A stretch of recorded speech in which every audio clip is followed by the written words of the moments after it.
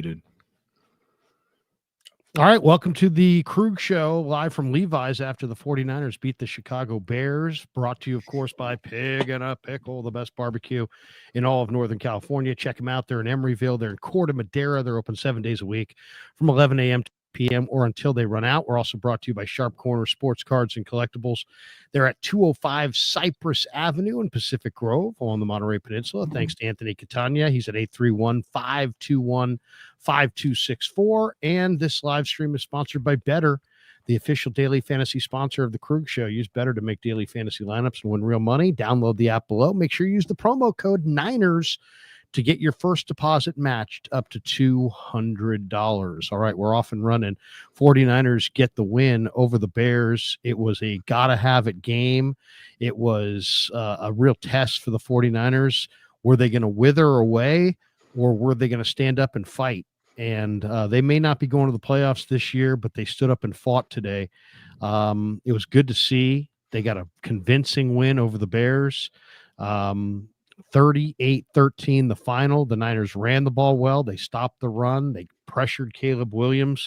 They played a clean game on special teams. And, you know, guys, George Kittle, I think, said it best just about 20 minutes ago when he told us in the auditorium that, you know, that really it's just, you know, you look at this game and, you know, the 49ers, you know, they had to have it. I mean, they had to fight for it. And, you know, he said, you know, we hadn't been playing with you know, the needed urgency. We hadn't been playing on the edge. And, you know, when you play in the playoff, you play a bunch of playoff games, you play in the Super Bowl, you play in big games. Sometimes it's hard to dial up that edge, especially early the next season. Then you mix in a bunch of injuries and challenges, first place schedule and the like. And it just, you know, they're not excuses, but I mean, I really felt like he was totally on the money when he said that the 49ers have not really played with that urgency this year. They really haven't played with that edge. Maybe it's called a fear if you want, but they came out today. They got stops on defense. They scored in the red zone. They played great situational football, and they routed a team that they needed to rout, a team that had not won on the road all year. The Bears are 0-6 on the road. But the Niners had to get this one, and it's not even about who you're playing or what the game even looks like. It's about fighting and clawing for everything and leaving nothing to chance. The Niners did that. They get a win. They're back at it Thursday. They'll get Dre Greenlaw back, and I think they're feeling pretty good about themselves, at least tonight after this one. Let's go around the room. What do you guys think of the win? Yeah, I thought it was a great win. I thought, like, my initial take in the first quarter was like, even after the first drive, I was like, this looks like a team and an offense that looked at themselves in the mirror and was like, we can't do this anymore. We can't play the game like this. They changed it up. They started doing more play action. They started doing more screens. They got the ball in their playmakers' hands, aka George Kittle. They literally just gave it to George Kittle and said, make something happen. I think George Kittle like set a record for this year for a tight end for yards after catch. And he was just sitting in the zone catching balls and it was just, and that was it. And they got Guerendo in space. They did a lot of things that I thought they should have done, you know, for a while now. So I was glad to see it. I was happy to see it. And hopefully they can continue to do that. What'd you think, Danny? Yeah, I loved the fact that they moved the ball. They picked apart the zone, and it was just like playing catch, pitch and catch in your backyard, you know, with your brother, your dad. Hey, just pop and pick, you know, just, hey, George, you go right down there. I'll turn around and I'll throw it to you. It was like all day it was open. By the way, if you're on YouTube right now and you're saying, I don't understand anything Dan Cochimilio says other than when he talks about Willie Adames, this is his Willie Adames break. We're giving Willie a timeout. And wait a second, what happened? What happened to Danny? There we go. I was just trying to make us a little bigger, and all of a sudden I eliminated everybody. But Danny's still rolling from yesterday. Big YouTube day on the NorCal Sports Network. They were streaming early. They were streaming late. They were There were a lot of streaming. Rye, good to see you. We missed you last week after the Bills game. Rye, what'd you think of the win? Well, I think the big lead, the thing I'm most excited about is hearing in the green room that Logan Webb popped in on the NorCal Sports Network chat. Did you hear about this? No, I didn't hear that. Danny apparently, I mean, you can tell him Danny, but apparently Danny was trying to trade him, and he happened to have eyes on it. Yeah, he was watching on X. He made a comment. My What'd he show say? he said, "These guys are something." Come on, you can tell us what he said. That's what he said. These guys are something. Like it was a Oh, I sarcastic. mean, he used the word something. Yeah, like we were a little sarcastic remark, but all of a sudden we went from 200-300 watching to 6,000. Exactly. Word got out. Crazy. It was crazy. Danny Yeah. clicks, Danny How page long- views. How long did the 6,000 stick around? Oh, it kept growing. I got off the show. It just kept going up and up. Like it was just like a meter. It just kept going. It was 5,700, 5,750, 58. It just kept growing. I says, I got to end this. I'm 2.5 hours in. I cannot stay on this show. That is incredible. You had 5,800 people in the room. Yes. Well, not in the YouTube. but Talking in Giants. On Twitter. On Well, Twitter. everything. Yeah, With it everything all was- combined. Yeah, it almost hit 6,000 before I killed it. Yeah. That is amazing. So, Rye, what'd you think of the win today, though? I mean, overall, it was great to see, but give me your thoughts on it. It was great to see. It looked different, certainly, than the rest of the season. It reminded me a little bit more of the kind of Jimmy G offense, I guess I would say. It was like the most I've seen Brock under center all year, which has been kind of a weird thing where it's been a lot of Brock and shotgun. Like since the season started, it's been Brock and shotgun, handoffs and shotgun. And I never fully knew what that was about. Pushing the ball up the field, not really getting any yak. But it just seemed like they had it dialed up today. I don't really think that was particularly, the most complicated defense to go against, especially with Eberflus out. It kind of seems like maybe the Bears are maybe quit on Eberflus a little bit. Or now that Eberflus is gone, they've quit a little bit. But I don't know. I loved what I saw from Garendo is just what Kevin was saying. Like they were getting him in space. It's what they used to do. It's what a lot of teams do with their running backs, especially when they can't, just run the ball up the middle. Like I always think about Tampa and like the way they use like Bucky Irving and those guys and just throwing the ball out to them, just get it in space. It works great. So it was great to see him have those hitters. I mean, George Kittle, it's a little bit sad. Like this is just an all-time season for him. Anybody that plays fantasy football knows that the tight end position is just an absolute hellscape this year. And Kittle is just like far and away like the guy. Like he's just puts up points every single week. Just wasting kind of a monster season from him. Jennings, like Brock's locked in with them. I just thought Brock came in like he just kind of had like a little bit of an edge the entire game. Ultimately it's just, is it too little too late? Possibly.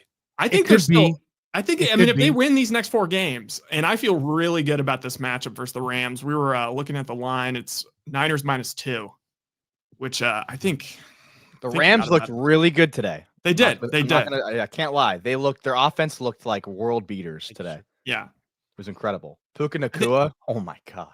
I think they caught the Bills. I mean, they caught the Bills at a good time. And I think the Niners are going to catch the Rams at a good time after that win. So the key to the Rams victory was the fact that I took the Bills on the money line. That's what happened with the Rams today. If I hadn't taken Bills on the money line, the Bills would have smoked them, but I took Bills on the money line. And Classic. so that's why the Rams came back. It is funny. George Kittle in the last month has been targeted 18 times and he's caught 16 balls out of 18. I mean, it's get this guy the ball. Find another blocking tight end and get this guy in the pattern. He's having one of the great receiving years of his career, and he's being underutilized. I mean, every ball they throw him, he catches virtually every ball for about a month. And I wonder how much of it is that him and Purdy went on vacation together and they have that camaraderie. There's something to be said for, building up a a good rapport with your weapons. And man, I mean, Kittle right now is just, he does this thing every day at practice, guys, where when the Niners are practicing special teams, he doesn't play special teams. So he doesn't want to waste the time. So him and Brian Fleury just basically, he just has a ball boy throw him passes and he just crisscrosses over the face of Brian Fleury, and then Fleury tries to drape himself all over Kittle like he's a defensive back, and Kittle makes these contested catches one after another during like this 15-minute period of practice. It's amazing how, and it's just for them, they just don't want to be standing around to practice, but it's amazing how much that 15 minutes really comes into play. I mean, that is the job of tight end. Run a route, have a defender all over you. You're not getting the flag, and you got to maintain your concentration, and you got to hold on. And right now, Kittle's playing at an amazing level as a blocker, as a receiver. I mean, the only, to me, the biggest positive in this game was, Brock Purdy and the way he played. Completed 80%, well over 300 yards passing. He looked really good. He also ran 5 times. I thought the second biggest positive was Guerendo, because he went for over 5 yards a carry. I thought the third biggest positive was the defensive line that got after Caleb. But I thought the biggest disappointment in this game was that they still cannot get Ricky Pearsall in any way involved. He had 2 targets. He caught 1 ball for 5 yards.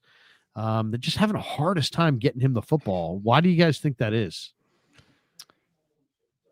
It's a great question. I mean, I can't say I'm really breaking down the all 22. I've heard people say that there have been plays that have developed where he's been open.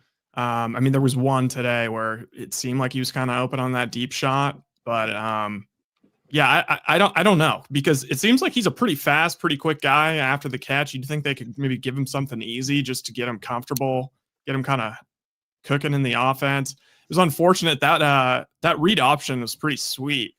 And that sucked that there was a holding on him on that. The read option to Guerendo.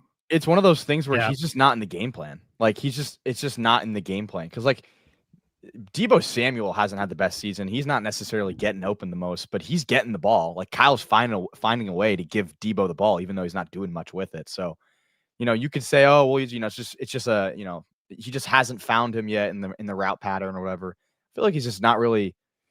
He's definitely not the first read on any of these plays. And then he had that one.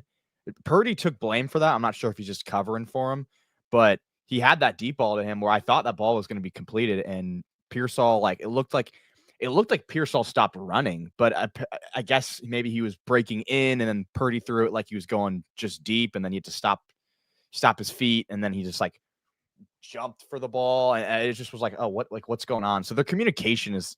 It's probably a little messed up right now.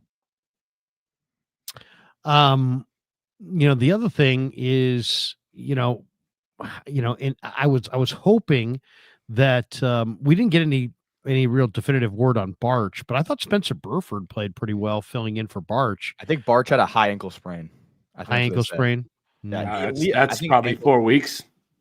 Yeah, I'm not sure for sure if it's high ankle sprain, but I know it's ankle sprain. Yeah. Yeah. What you guys Good win think? Though. Good win. And at least, JD and I were just talking about how he thinks there's still a possibility, if you look at it, that you could get a 3-way tie at the top of the NFC West at 9-8 at the end. And he feels like there is a scenario where the Niners would get the tiebreaker in a 3-way 9-8 situation.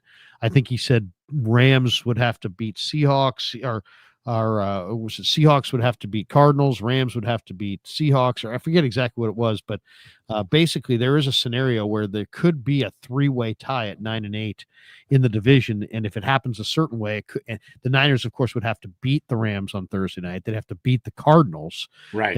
Their loss would probably have to come to the Lions. But if that happens, it's possible. The Niners could still get in. Right. Well, you got Seattle next week. Next 2 weeks, Seattle at home has Green Bay and then Minnesota. So, and then they still have to play the Rams. We were looking also before you came in, Larry. We were looking at the wild card chances. So, Washington has 8 wins. They're on bye. They're probably going to win next week because they're playing the Saints without Derek Carr. But if you look at their schedule, it's a good chance that they, maybe split their last 4 games and then they're at 10-7. And if the Niners win out, I think the Niners would end up winning the tiebreaker. So it would come down to division, and they would both be 500 likely, and then it would go to common opponents, and I think the Niners would have the edge. Yeah. I mean, the Niners, basically, they put themselves in a position where they just have to take control themselves, not look at scoreboard and just go out and win the remaining games, which they're capable of. I mean, the fact that Detroit will come in, be the toughest opponent, but Detroit's also reeling on defense. They got like 6 of their starters out. So, seriously. And you never know what they're going to be playing for in week 17. That's kind of my hope. Wouldn't that be something? Imagine if the Lions are sitting players and they're like sitting pretty like locked up the 1 seed and they're just rolling into the playoffs in the bye. That's what you hope. Yeah. That would really change things. The Niners won out. I mean, they could just win the division. Dan Campbell strikes me as the kind of guy. Yeah. Even like these like regular, he'll like want revenge for last year's playoffs. Like, he wanted revenge versus the Cowboys for last year when they just absolutely kept running the score up on them. I don't think they're going to take that game off. By the way, Danny, did you hear John Lynch on Friday? No, what did he say? Oh, wait a second. Do we have that? Should we play that for Danny? He just said that it was comical, the idea of trading Kyle Shanahan. I'm not sure. You inspired Florio. You inspired Florio, or Florio inspired you. He's watching the Krug show. Do you want to hear the Kyle's response to that from the presser today? I saw that. Yeah, let's hear it. You got it? Okay. Yeah, I'll pull it up. Take me 1 second. There's been some rumors over the webs that you could be traded to Chicago, and John called them comical. Do you have a word to describe those rumors? I mean, I don't know how they come out, but I don't want to be any place in the world, and my family feels just as strong, if not a lot stronger. So, I hope you guys are gonna have to kick me out of here. So there's no way I'm making that decision. Trade him. In other words, he's not going anywhere. I don't know if he has it. Yeah. But here's the thing about it. It's the one thing that isn't clarified. A lot of people are, well, John put that to bed. Well, yes and no. The one thing that we don't know is we don't know how ownership reacts after a season where the 49ers entered the year as the Super Bowl favorite and potentially finished the year out of the playoffs. We don't know how the Yorks will react or what they may say or do. We don't know. I would assume, since they last year said that, they would have viewed last year as successful if the Niners had lost to the NFC title game to Detroit. I know when you hear that, I mean, it seems like, okay, so if last year was a success, even if you lost to Detroit, what, you're going to run these guys out this year? That would seem to be knee jerk if that were the case. And I just don't think that is the case. I mean, and John makes the point. And I think I think it's a compelling point. I think it's one that we all ought to think about. The standards here are high. The Niners have won 5 Super Bowls. They badly want that 6th Lombardi. And it's great to have ridiculously high standards. And to not be satisfied with anything but a Super Bowl. But in the grand scheme of things, I mean, they've been to 4 of the last 5 NFC Championship games. They've had a lot of success. You could make an argument that outside of Kansas City, no team's had more success than the 49ers. So it's great to have high standards, but can you have standards that are unreasonable? Can you have standards that are too high? Or some people view that as, now you're getting soft on the team. No, but I mean, the reality is it's an injury riddled sport. Last year you had injury luck. This year you don't. 2020 you didn't.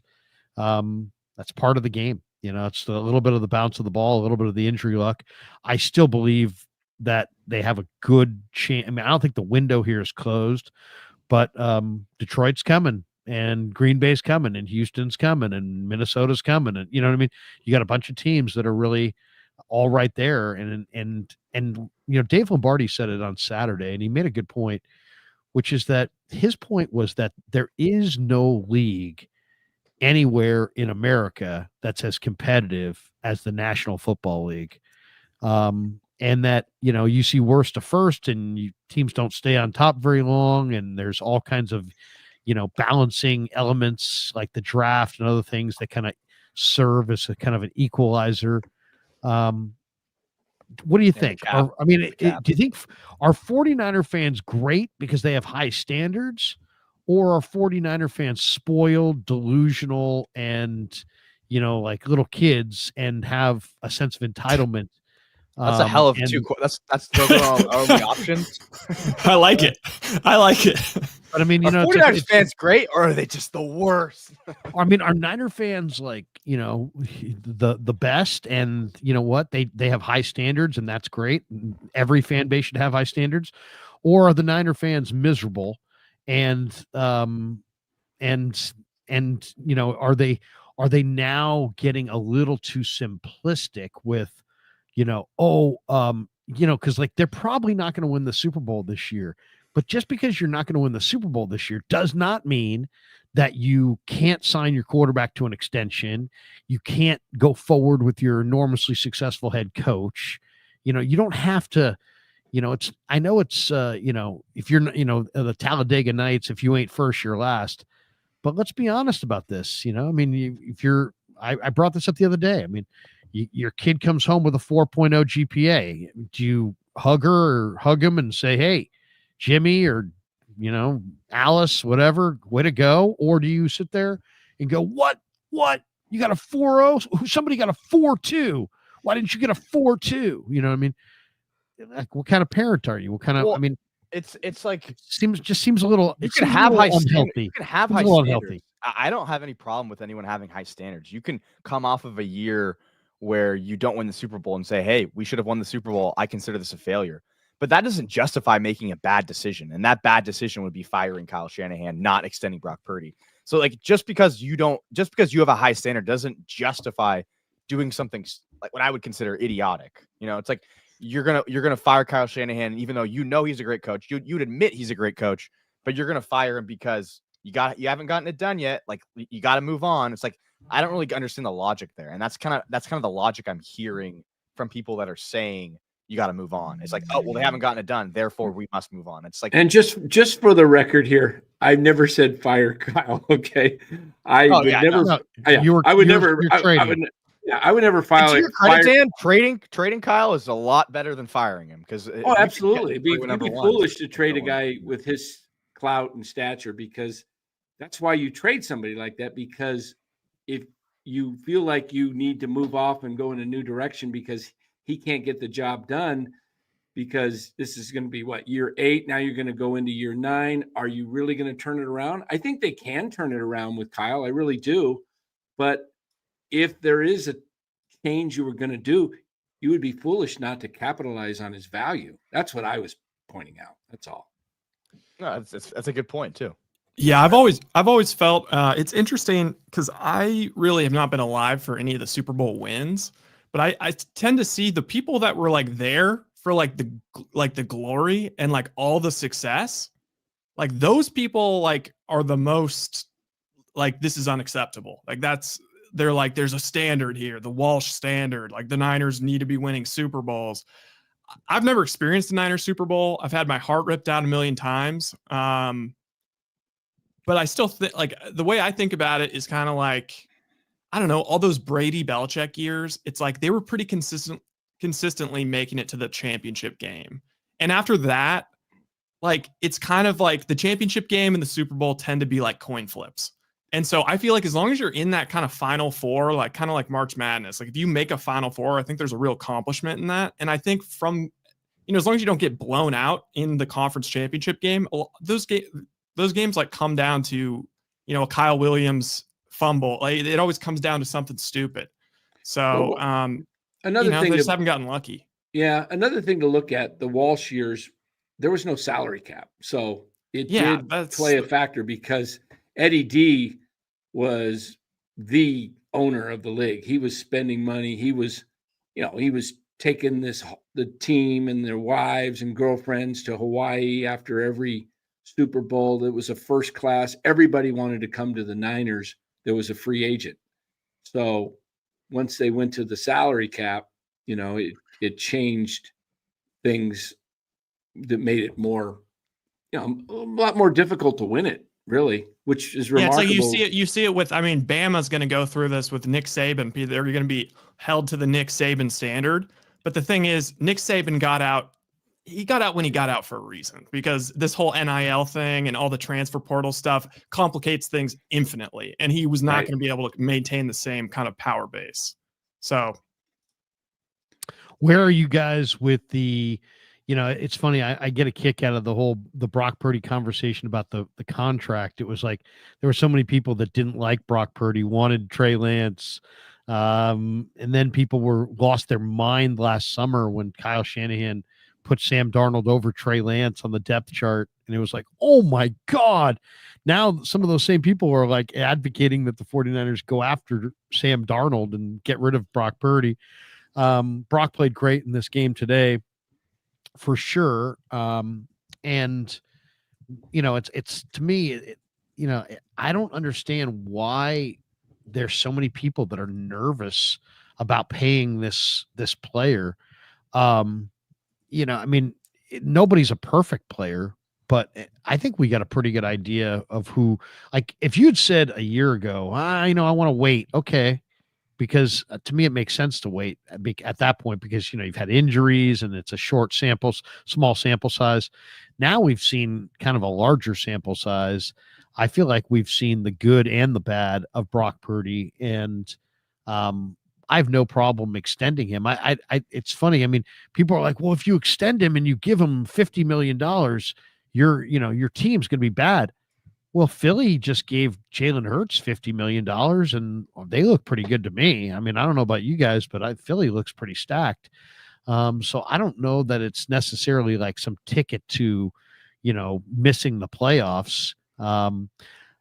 Where are you guys on the Purdy thing? I mean, Los is really anti Shanahan. I don't know where he is on Purdy, but it just seems like there's an awful lot of people out there that it's like, it's like you don't want to pay Brock Purdy, but you don't want to, you don't have another quarterback. You just don't want to pay Brock Purdy because you're just assuming that you'll lose if you pay him. But Philly sure looks pretty good, and they paid. Miami doesn't look, their roster's not that bad. They paid Tua. All these other teams figure out a way to do it. How come the 49ers can't pay Brock Purdy $50 million? And people are just like, if you pay him that, you'll be terrible. And it's like, well, here's my take on this. I need to hear a little bit more. Yeah, here's my take on it. I put a video out on this as well about 5 days ago, a week ago, whatever. I think the 60 million that, Dak Prescott set the mark, I would not go there. And here's why. If you watch Brock throw to Jennings today, my concern is it looked like he threw everything he had to get it to Jennings, and Jennings was sitting there waiting on it. It was a 39-yard pass. And I just wonder if there's something wrong with that shoulder. That was cross body, though. That was across. He was. Yeah, it was the opposite side. It was. He could have stepped into it a little bit better, but I have noticed the last month a lot of his balls that he throws are not as crisp as they were at the beginning of the season. And then he sat out that week with a sore shoulder, whether it was related to being hit or if there's something going on. I want to see Brock another year. There's no yes, it would cost more, but let's say he has a great year. Okay. There's 2 ways to do this, I think. One is to negotiate with him. I'd give him like a 205-year, $200 million deal, 120, 140 guaranteed, something like that. And if he takes it, great. If not, play him on the 4th year If he does great, then give him the money. Maybe it costs you a little bit more, but at least you're What a if he lot holds more out? certain. Yeah, Dan, I think a lot of people are saying that, and it makes sense. But it's in one of those situations where it's like, yeah, I mean, it would have been great if the Niners didn't extend Brandon Ayuk, but they had to because he was, doing what he was doing. So what if Brock Purdy, plays that game? Then what do you do? So it's like you I kind don't of know. have Brock. You can I have a don't- holdout with your quarterback. I mean, No. if it's there's a lot more detrimental than Ayuk Yeah. holding out. True. That's true. I don't know. I Like just Brock think if Purdy you get can't miss training camp, and the Niners are going to have a good season. Like that's just true, can't happen. yeah. I mean that can't happen. Right? I didn't see the numbers today, guys, and I don't know 20 and definitive. 5. No, I 3. no. I mean, I saw his stats as he completed 80%, but I didn't see the numbers as far as under center versus shotgun. But I think he was under center, quite a bit today, wasn't he? Yeah.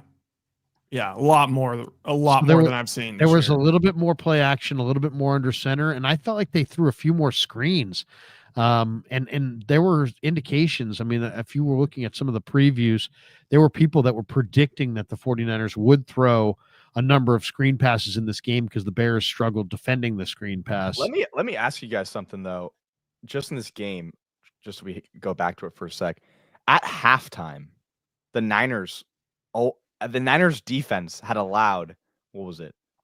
4 They yards. allowed Nothing. 4 total yards. 4 yards. Yeah. Yards at halftime to the Bears. 0.2 yards per pass, or negative 0.2 yards per pass. Do you guys put that It was on the Niners? 254 passing yards to -3, 319 total yards to 4. The Bears had And we're talking 4 about total this is a yards. Niners defense that's given up over 70 points in the last 2 games. And they just gave him 4 yards and a half. Do you put that more on Caleb, or do you put that on the Niners defense? Like who you crediting for a 4-yard first I think half? it's a combination. I think there's a combination there. But Matos was getting after it today off the edge, and he had 3 Yep. sacks. Yeah, he was good. And Floyd got 2.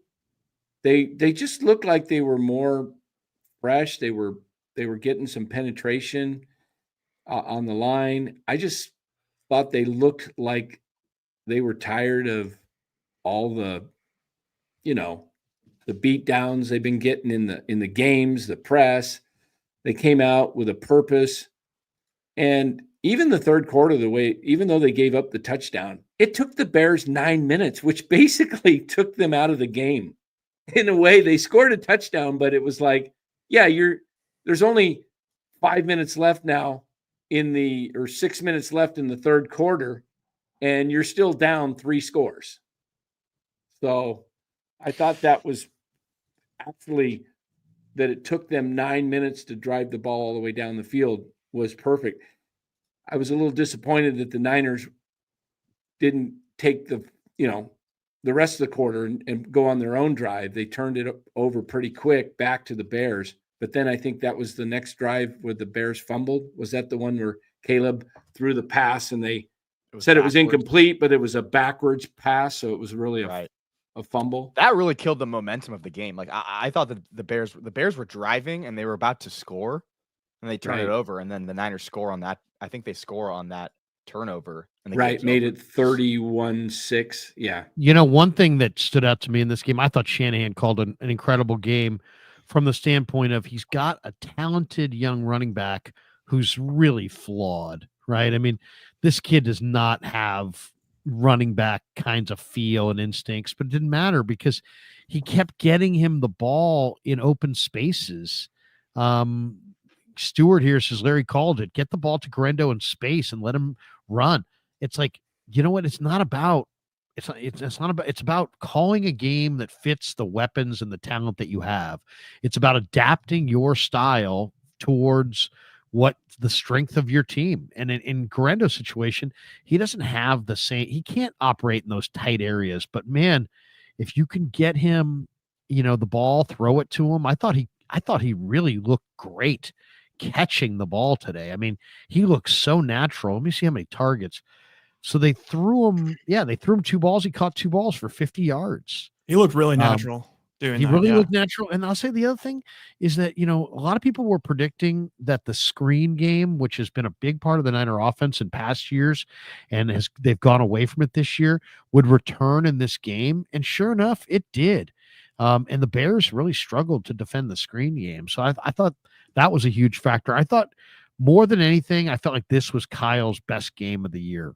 More than any other individual. I felt like this was the game that Kyle Shanahan shows that he's next level. He can adapt to his talent. He can win with a number of different guys. I mean, they just plugged in guys who has one start at running back since high school, and he had a huge day. 120 something yards, 2 touchdowns, 5 to a carry. Second start since high school for Isaac Guerendo.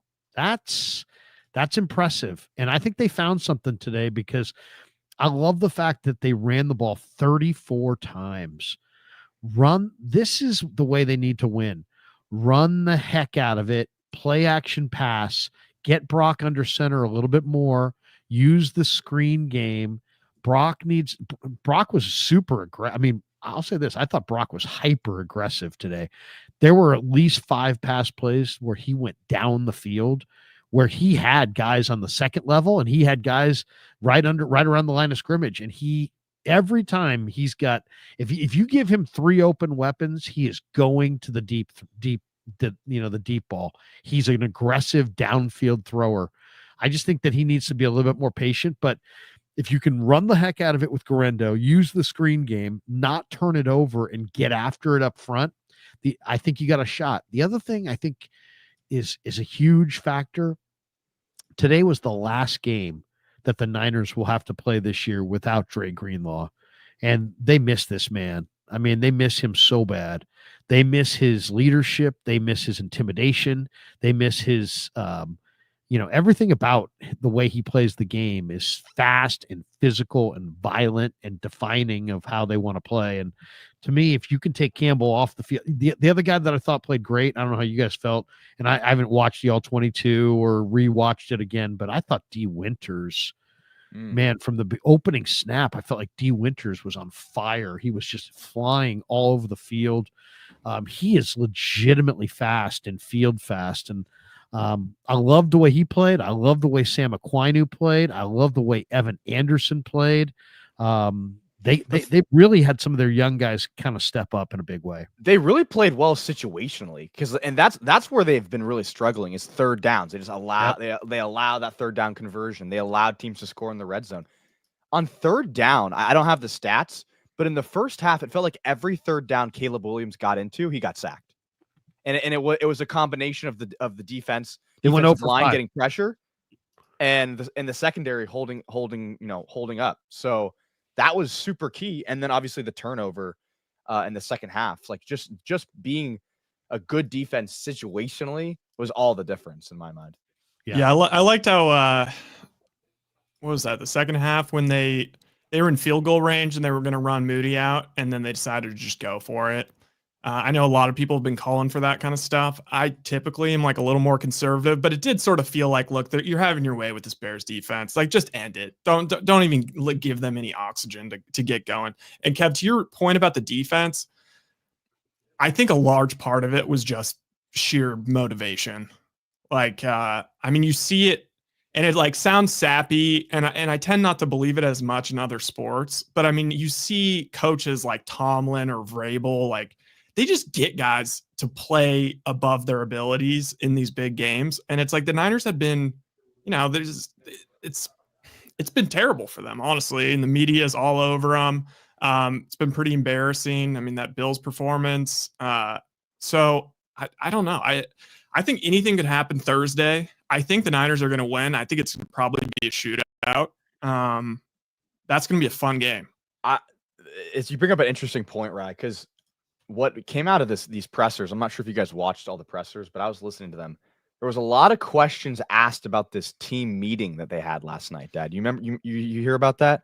Yeah. They had some team meeting, and it was like a lot of guys that don't usually spoke. Rock. So So Brock spoke, Demo Lenore spoke.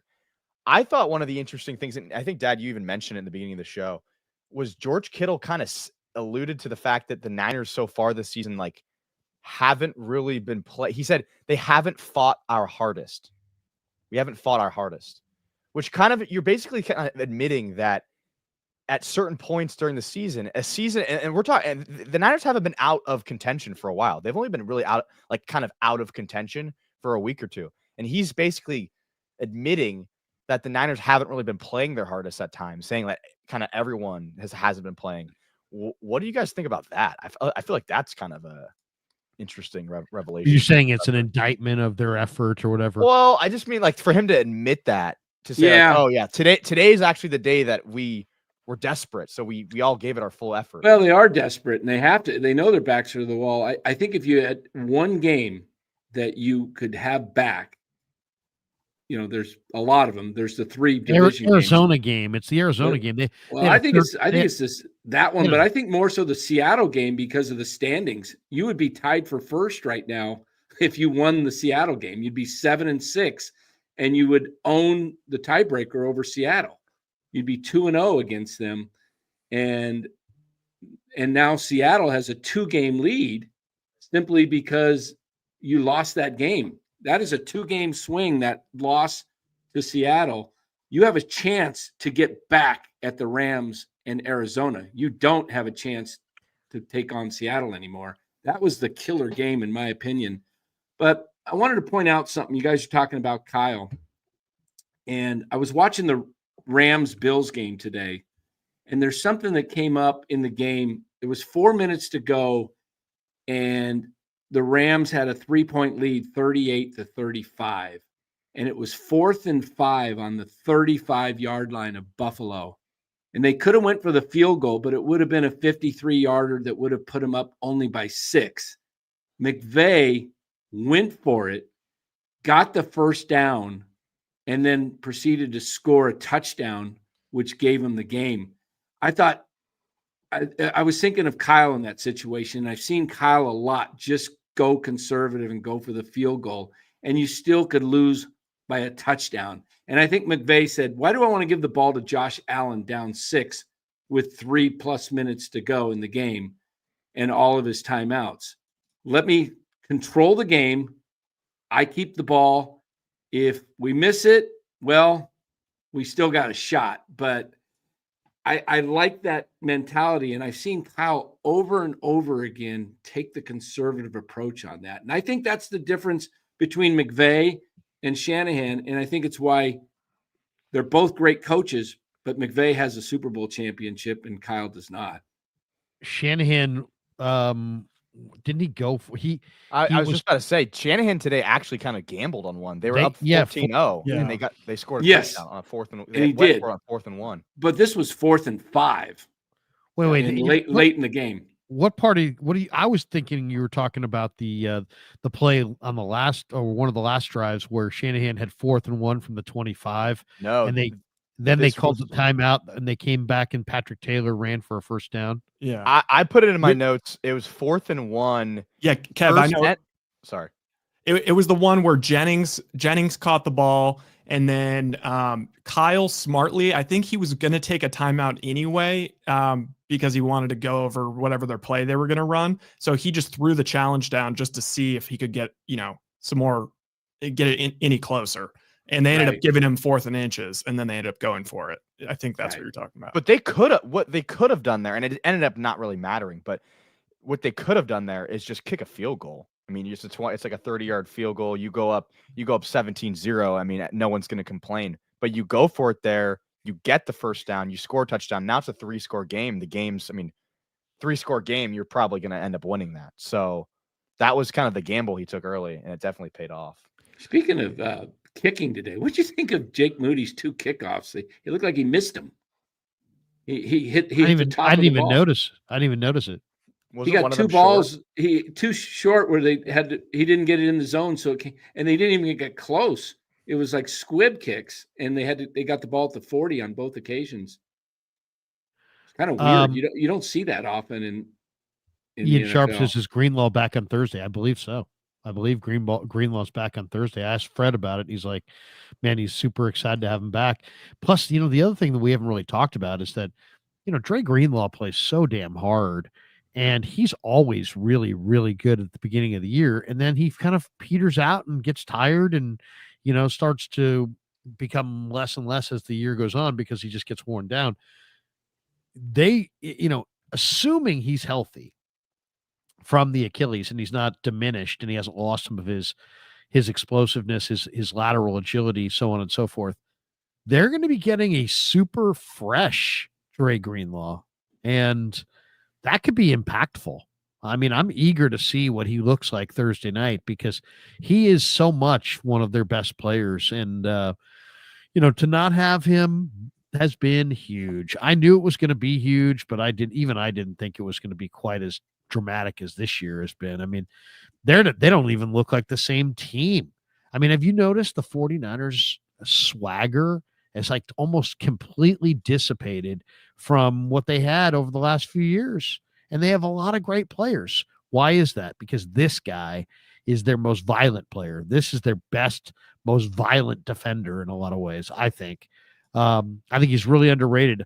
The other thing that I think's really been clear is that, and I knew it last year, and I kept watching these games, and I'm like, you know what? I don't want to harp on this because they're making the plays, but the Niners have leaned the last couple of years on Warner and Greenlaw to a crazy level when it comes down to stopping the run.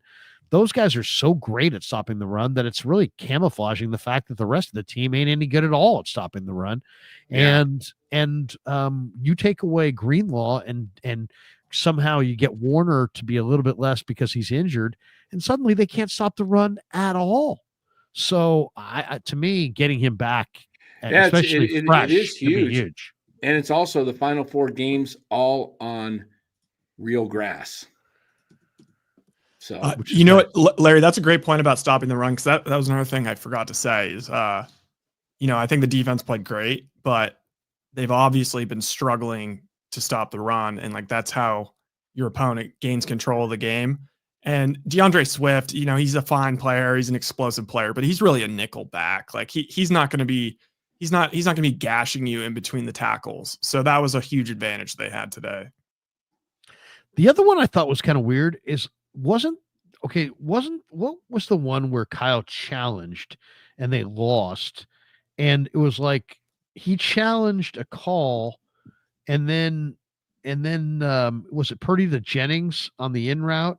Yeah, that's the one I was talking about. So it was 4th and 1. He challenged the spot to try and get a better spot, not necessarily that it was a first down, and they ended up but they ended up winning the challenge, and they moved it a little bit closer. So it went from 4th and 1 to 4th and inches. No, I don't think they gave him. I thought he lost the challenge. No, he lost the challenge. Oh, yeah. Oh, never mind. Yeah, he lost the challenge. But they fix the spot though? If they're reviewing it, maybe I don't know.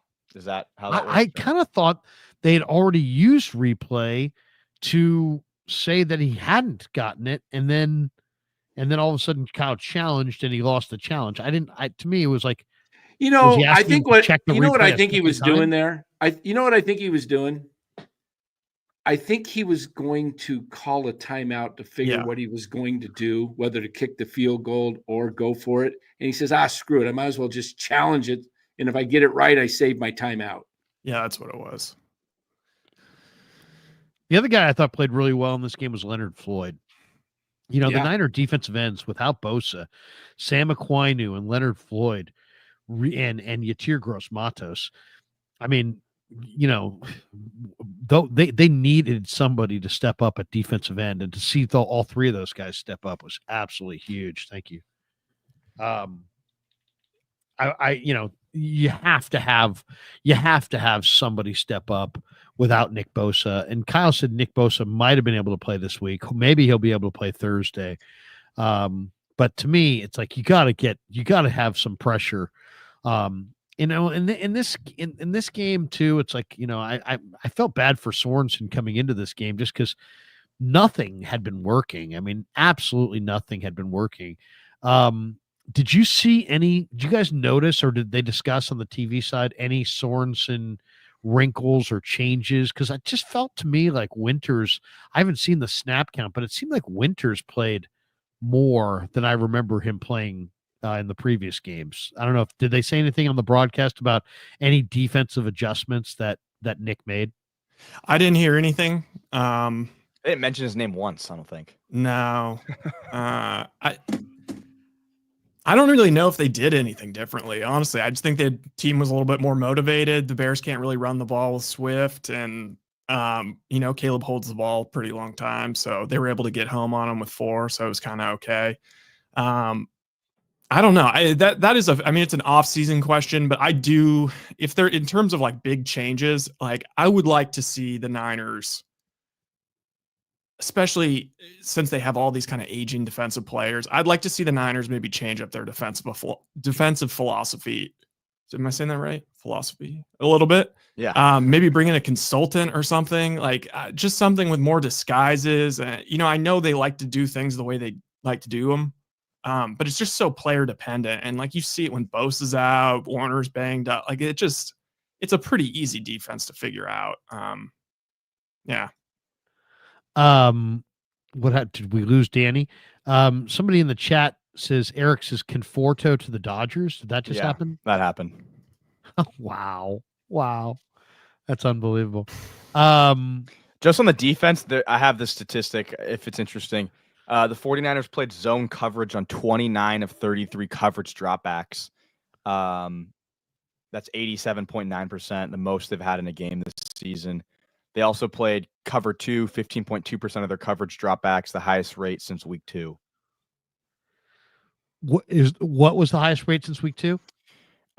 Playing cover 2 on their dropbacks, 15.2% of the time.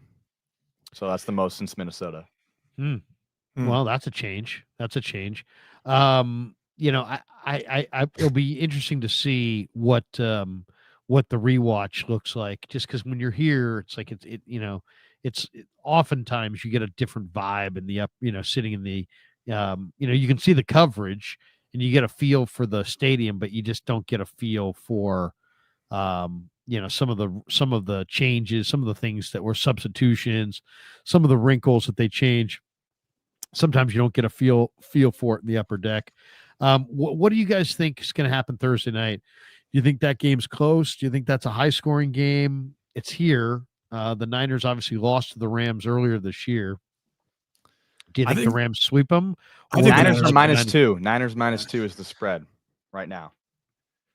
Yeah. Low scoring game. What's the over under? I think it's going to be a shootout. I don't know the over under. I do worry so offensively, I mean, Jennings had a monster freaking game last time they played. And clearly Jennings is just a massive part of their game plan. Kittle is too. Like they need something else, especially if Garendo's not going to be able to play. Like if they're not going to have those explosives from Garendo, if they're just going to run a combination of Patrick Taylor Jr. and Israel Adabid, I don't know how to say his name yet. Abanikanda. Like I know it's going to be a shootout, but it's like where are they going to like Pierce? The over under is 48.5. Yeah, there we go. That's kind of an in between number. Niners -2.5. 2.5 now. I must have moved the line. Yeah, got some real sharps in here. Watching the way the Rams just moved it up and down the field against Buffalo's defense makes you wonder if they had a hot day or if the Rams, are really going to be dangerous. Now, when the Niners played the Rams in the first time, they didn't have Puka Nacua or Cooper Kupp, right? Now they have both +2 to Atwell and Demarcus Robinson, and the Rams put up 44 today on the Bills defense, 320 yards passing for Matthew Stafford. Rams ran for only 3 yards a carry, 3.3 a carry. Yeah, Kyron's kind of slowed down, I've noticed. He still gets touchdowns, but he's really kind of slowed down. I think today was just a shootout. Like sometimes you just fall into a shootout. And once the shootout's going on, like it's on. Yeah. And with old quarterbacks now too, it's like a sputtering engine where like sometimes they just completely crap out. And it's just like Stafford does not look like he wants to play. Doesn't look like doesn't look good out there. And then sometimes it's like, oh, this is vintage Stafford. Like what? Look at these throws. He just looks like same old guy. You could probably say the same thing about Rodgers, but It's just kind of like what Rams team are you going to get? Are you going to get out? Are you going to get the offense that's just unstoppable, or are you going to get this team that like barely could score against Miami on Monday Night Football? Yeah, and I'd be surprised. I mean, I think it is huge that they have Puka Nacua. I don't know if he's going to go. I mean, he got injured, it seemed like, multiple times throughout the game, then came back in towards the end, caught another touchdown. But I mean, with the turnaround to Thursday, you never know. In this game, by the way, Buffalo, who ran for 220 last week, struggled to run the ball, as far as, I guess, Cook had 20 yards rushing. Josh Allen had 82 yards rushing. He ran for 82 a carry. But, I mean, Cook ran for 3 a carry, 6 carries for 20 yards. Man, the Rams' run D really bottled them up. Puka Nacua and Cooper Kupp combined for 17 catches for 250 yards and 2 touchdowns on 22 targets. I mean, my goodness, the Niners are going to have to stop a Rams team that didn't have Puka or Cooper Kupp last time, and now those guys are red hot coming in. I mean, the last game, Niners couldn't cover the vertical to Tutu Atwell. Yeah. And in this game, they're going to have to show they can defend Puka and Kupp, but I thought overall this was probably the best defensive effort. Like, I guess the question is this: did the Niners play a strong defensive game tonight, or are the Bears just a really bad offensive team? That's what I was saying. I mean, if you allow the Bears had 4 yards of offense at halftime, how much of that is Caleb? And if I don't want to go to Caleb rant right now, but like Caleb being generational.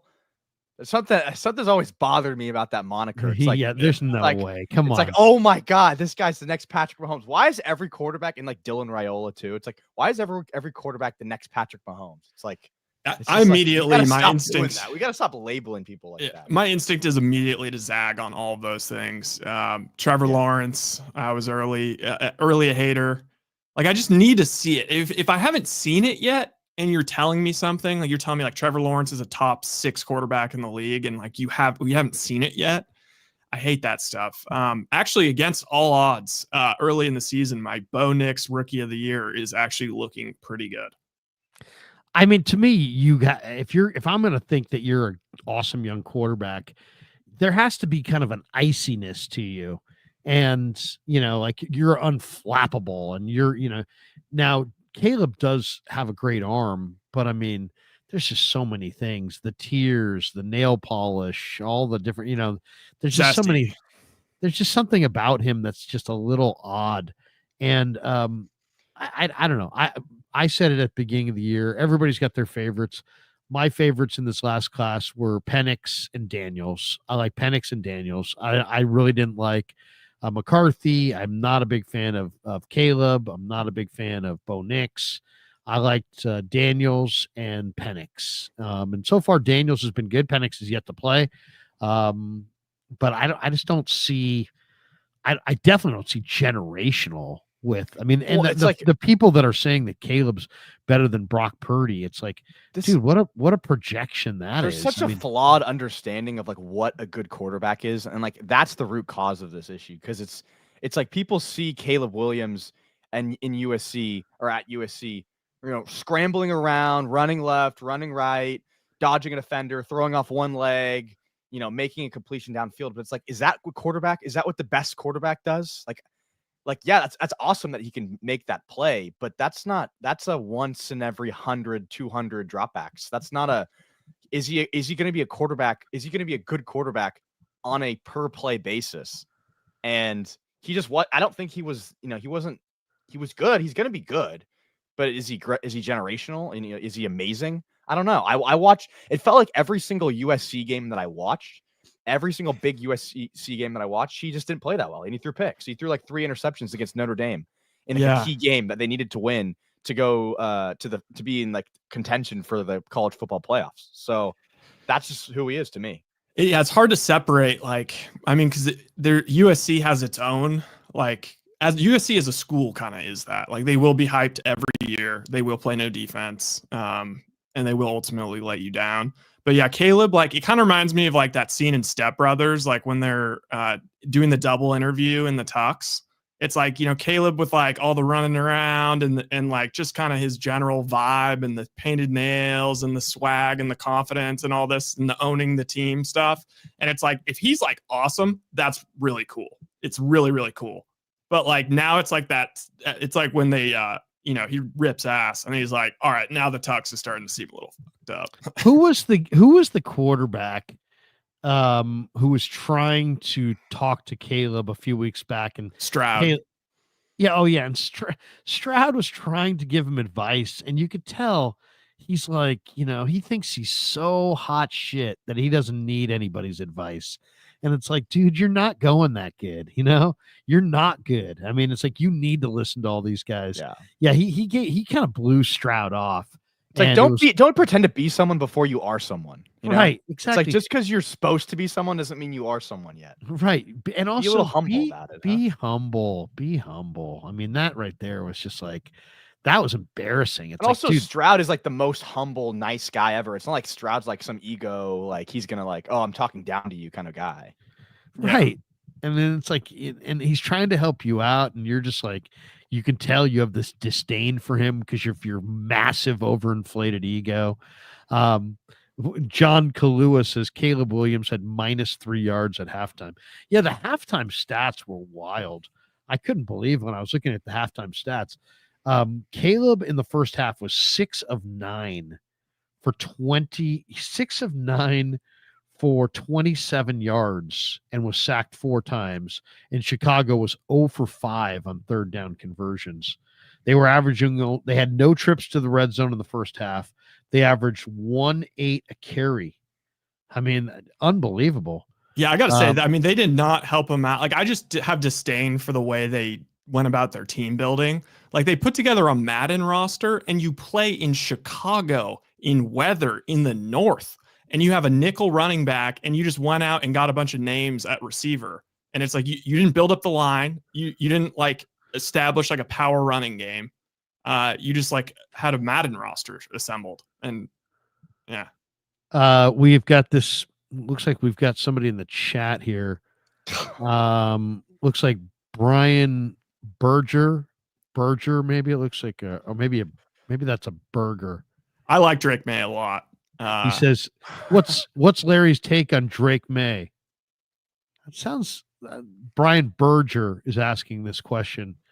Well, Mr. Berger, no, I'm just one of Kev's buddies, Brian Berger.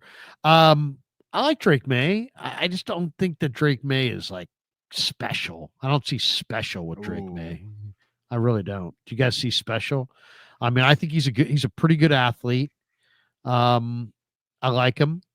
I think he comes from a family of athletes. There's no question about that.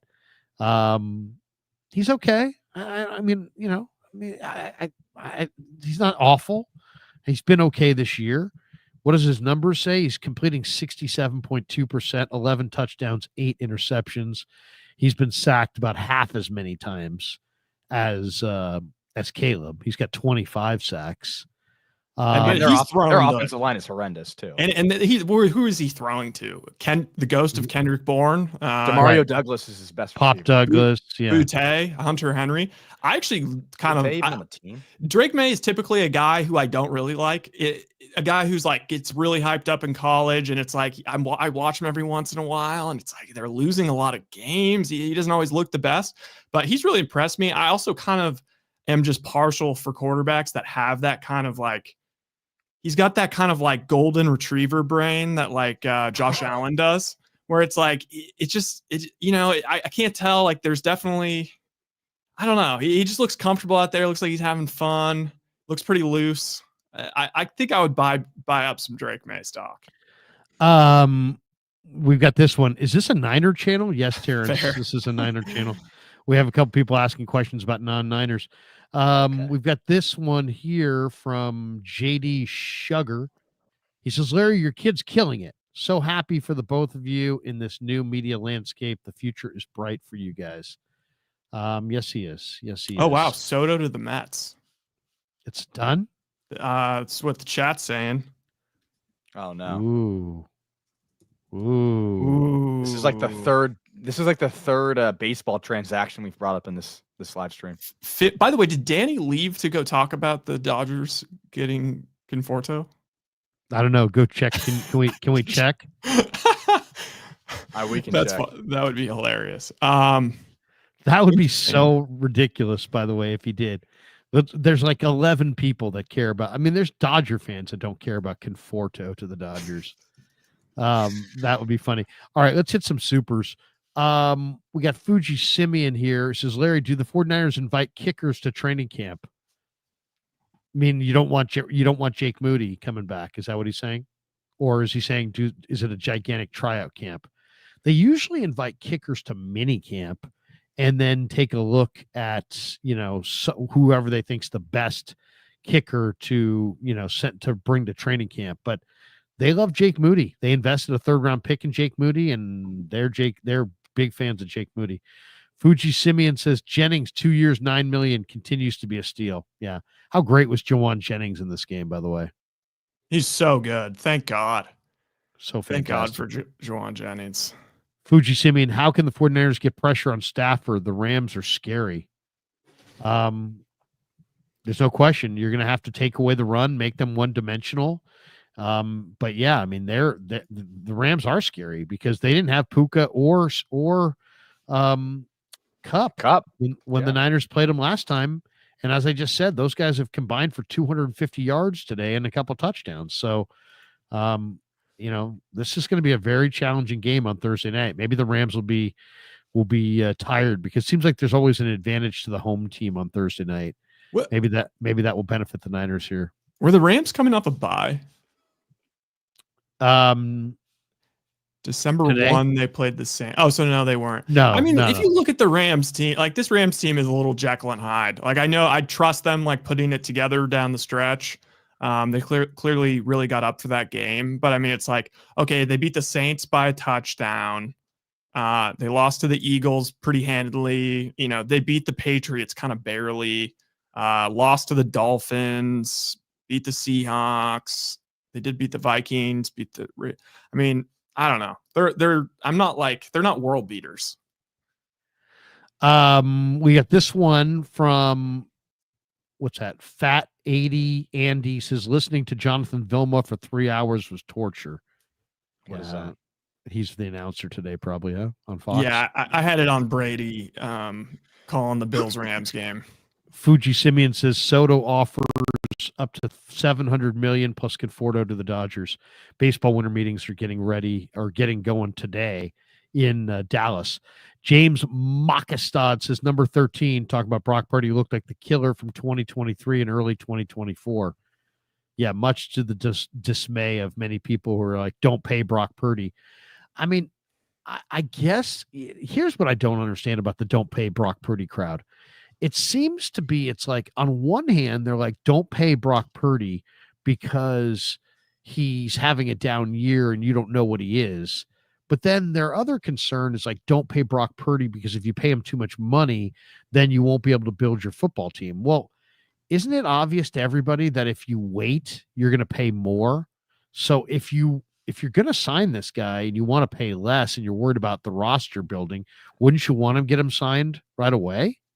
You pay less? That's what everyone misses. It's like in 6 years or whatever, like we're going to look back and be like, oh, that was pretty dang. I can't believe they had Purdy for that much. Like it just keeps going up. Also, like I would look at the other areas of the roster to start shedding some salary, not necessarily the quarterback position. I mean, I don't know what you guys thought about Debo today. It kind of seems to me like he's entering his and this isn't even like that much of a diss because I liked him, but he's entering his like Cordero Patterson on the Falcons phase where like I kind of feel like he should be a kick returner. He's been pretty good returning kicks, to be honest. He's had a few that have been called back, but like, he's had some good kick returns and to be used sparingly for the occasional explosive play. And he should not be a focal point of the offense. He doesn't look like the same guy, does he? No. Mm-mm. No, it sucks. It sucks because they extended him too. So he's going to have to. And Mayoko actually came out with a report today saying that the Niners are not looking to move on from Debo this offseason, which only makes sense to me for the reason being that they extended him and his cap number would be kind of it would cause the Niners a lot, or it would charge the Niners a lot of dead cap money as soon as they get rid of him. I don't know if that's like bearable or not, but if I don't see his value, he almost is negative value at this point because Kyle feels like he needs to drop these plays for Debo that basically go nowhere. Like I think the best play for Debo today was an end around that got 9 yards. He also had like a negative 4-yard screen pass and like 2 runs for 3 yards. He's just not the same guy. But you are right, Ryan. Like getting him as a returner looks like vintage Debo because if he gets his feet going, if he gathers steam, he's the same guy. But he That's doesn't the have that thing. quick. He doesn't have that quick motion anymore. He doesn't He's have got that burst. build-up speed now. It's all build-up speed. Yeah, Right. he can't be in a phone booth. You know, No. Right. But Not if you give him 5 to 7 extra steps to get it rolling, nobody still wants to stand in front of this guy. But on those end arounds, he's getting 2 steps.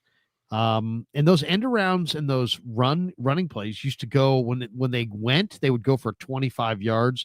When they didn't go, they'd go for 8 to 12 yards. Now when they go and they're successful, they go for like 5 to 10 yards. And when they don't go, they're like negative yards. So it just seems like the big plays that he creates are no longer big plays. I mean, they're still there. They're just not big plays. I think that the other thing that stood out in this game compared to other games, the Niners had a bunch of explosives. Niners had to have about a dozen explosive plays in this game. Like 7 of them went to Kittle. Yeah, I mean, it was great to see, though. I mean, that explosive nature, the explosive plays in the Niner offense have been almost extinct. And you kind of wondered over the last 3 or 4 games, can they make big plays? I mean, do they have big playability? I know Brock likes to challenge down the field, but man, he just hasn't been there for him. Today, it seemed like everybody was open and he kept attacking downfield. They must have liked what they saw on film from the play action because they did that a lot. They did that on the first touchdown from like the 5-yard line. They ran play action. It was play action and then the crosser to Juwan. So they must have, and they were also running like a zone read type of run game. So it's like they must have seen something that they liked and exposed it, and it worked. Well, I mean, in play action doesn't work if the defense doesn't honor the play fake. But man, it just does seem like if you can run a good play action fake, it almost creates the structure and the timing in the play. Brock was so on time his first couple of years. If there's one area where he's looked a little off, I would just say his overall timing this year has looked a little bit off. It's not like he's woefully inaccurate or anything like that. He like in the past, he was totally on time at all times. Now this year he's on time, but then there'll be the next play. He'll be a little bit behind. They'll be able to play a little bit early. He's not his timing this year has not been the same.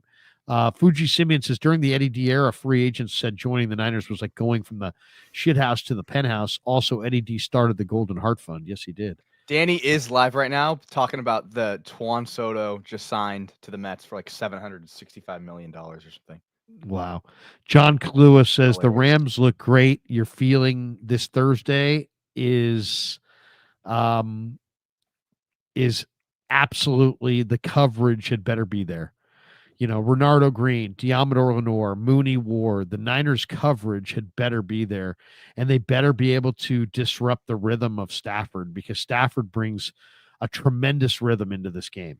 I mean, if you watch the game, the second half of this game with Buffalo's defense couldn't stop them. Buffalo knew they needed to stop them in the second half. They couldn't stop them. The Rams scored 31 points in the second and third quarters.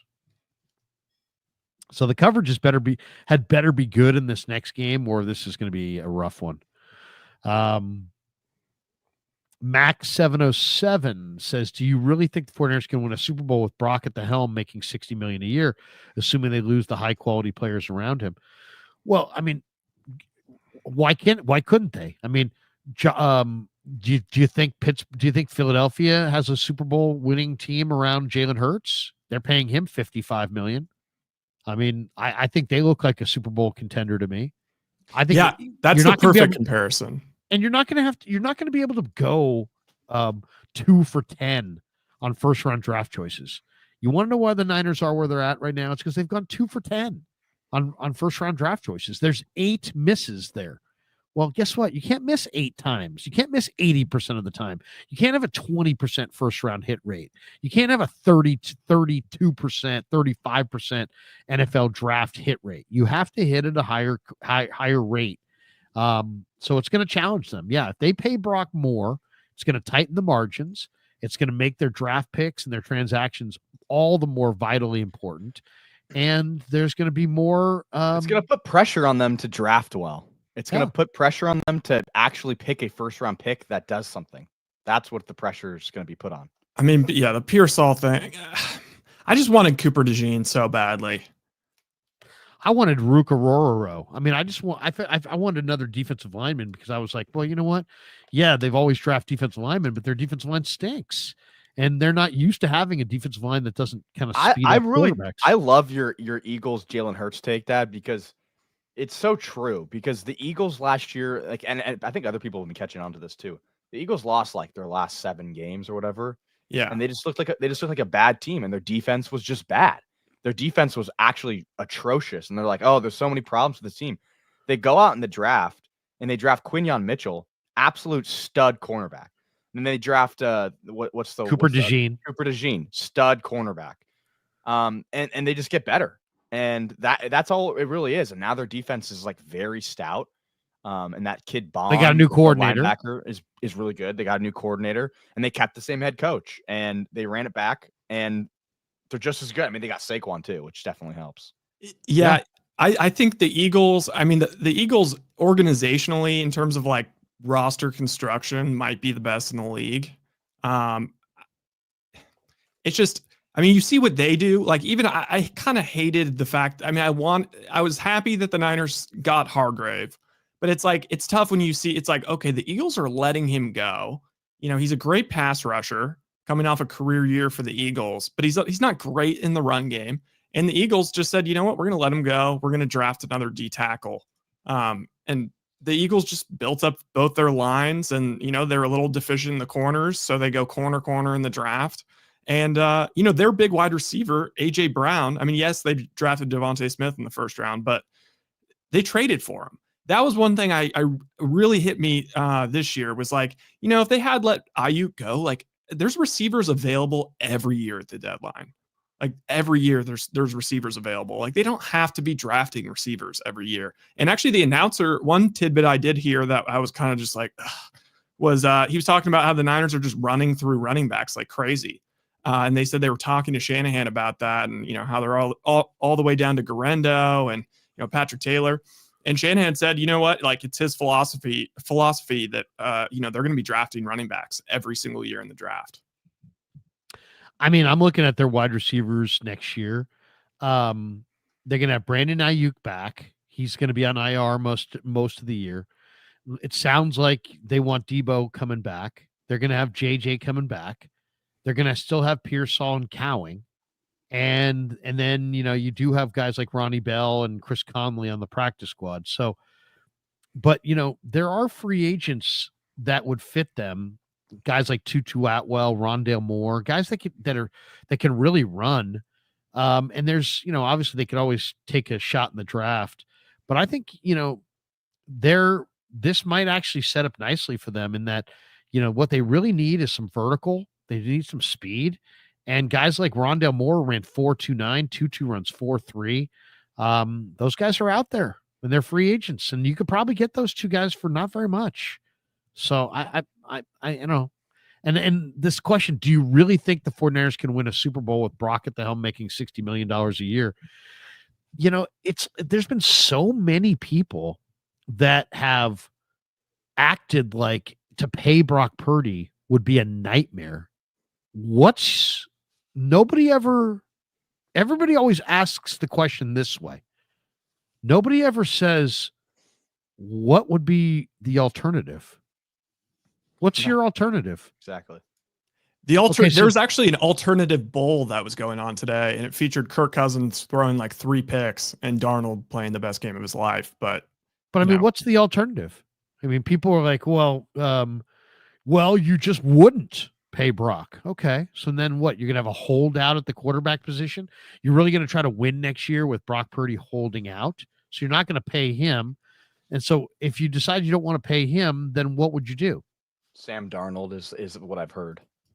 For what? You don't think Sam Darnold likes money? You think he doesn't want to get paid? I think Sam Darnold likes money quite a bit, and I think that he's in a fantastic spot for him to look great. You know, I mean, I'm just saying, it's like now the same people. Sam who are Darnold might te- get 37 million. But you I know? mean, first of all, let's talk about that for a second. The same people that are telling you that the Niners ought to go with Sam Darnold next year instead of Brock Purdy were the same people telling you last summer that it was like the world's worst injustice that Sam Darnold was put over Trey Lance on the Niner depth chart. So last year it was an injustice that Sam Darnold sat behind Trey or was ahead of Trey Lance on the training camp depth chart. But this year they should get rid of Brock Purdy and go sign Sam Darnold. That's, you know, is that supposed to be, are we supposed to take that seriously? I mean, is that serious analysis? Or is that just like, you know, we're just throwing shit against the wall? It just feels like anyone but Brock. Yeah, it's just like an anybody but Brock take. It's like you don't want, it's like these people that don't want to pay Brock Purdy say, I don't want to pay Brock Purdy too much money because our team won't be good once we pay him the money. Okay. So you don't want to pay him too much money, but then you don't want to pay him now. You want to pay him later. But aren't you always going to pay more later than you pay now?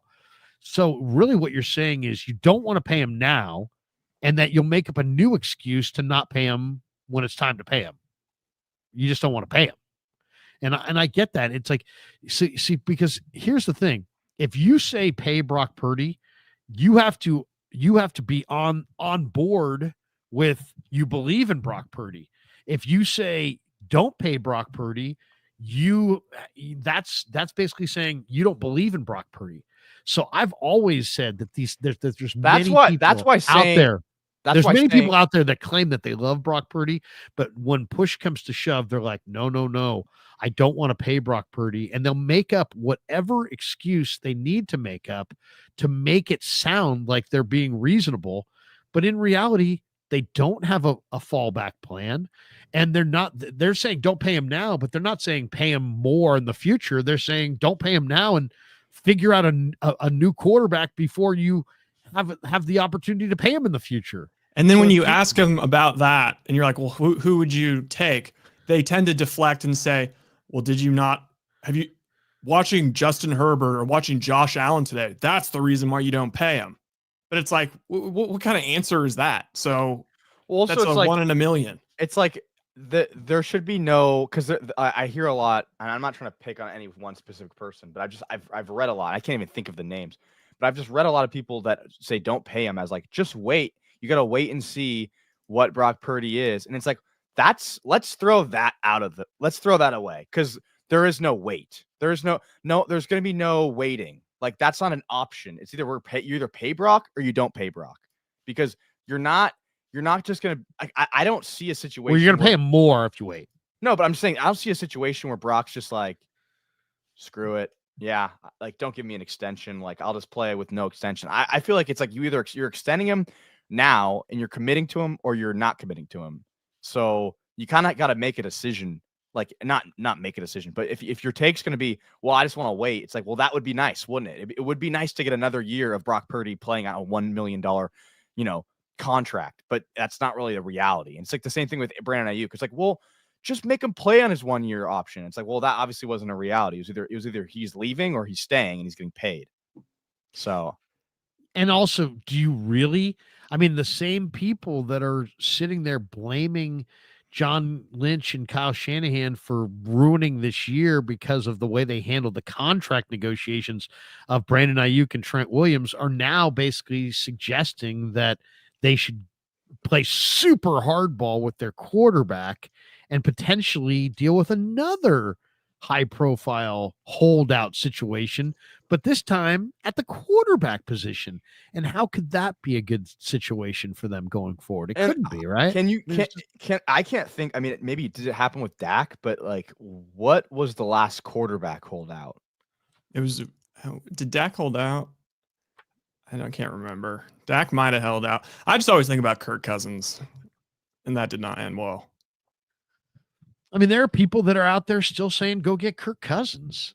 It's like, Well, dude, yeah, Kirk Cousins is 35 fucking years old. He's been so bad this year. The Falcons would. Well, here's are the gonna thing. want It's him like, gone. dude, it's the NFL. Let's not pretend that you can just be like, well, actually, I don't want Brock Purdy. I want Mahomes now. It's not. You can't do that. It's just if you had a superhero quarterback, of course you would take him over Brock Purdy, but that's not possible. Like, it's just not. And if you have a good quarterback, you pay him. You can't. You really can't find that many situations where paying a quarterback that was good but not a superhero didn't work out. You can only find like really, really bad situations, like Daniel Jones. They paid Daniel Jones before he really did anything. I mean, they took him to the playoffs, but there was definitely some underlying, like you could tell he wasn't Brock Purdy. He wasn't putting up Brock Purdy numbers. And you paid Trevor Lawrence before he really proved anything. I mean, he took you to the playoffs as well, but it wasn't the same. He still had his own problems. He got sacked a lot. He threw a lot of interceptions.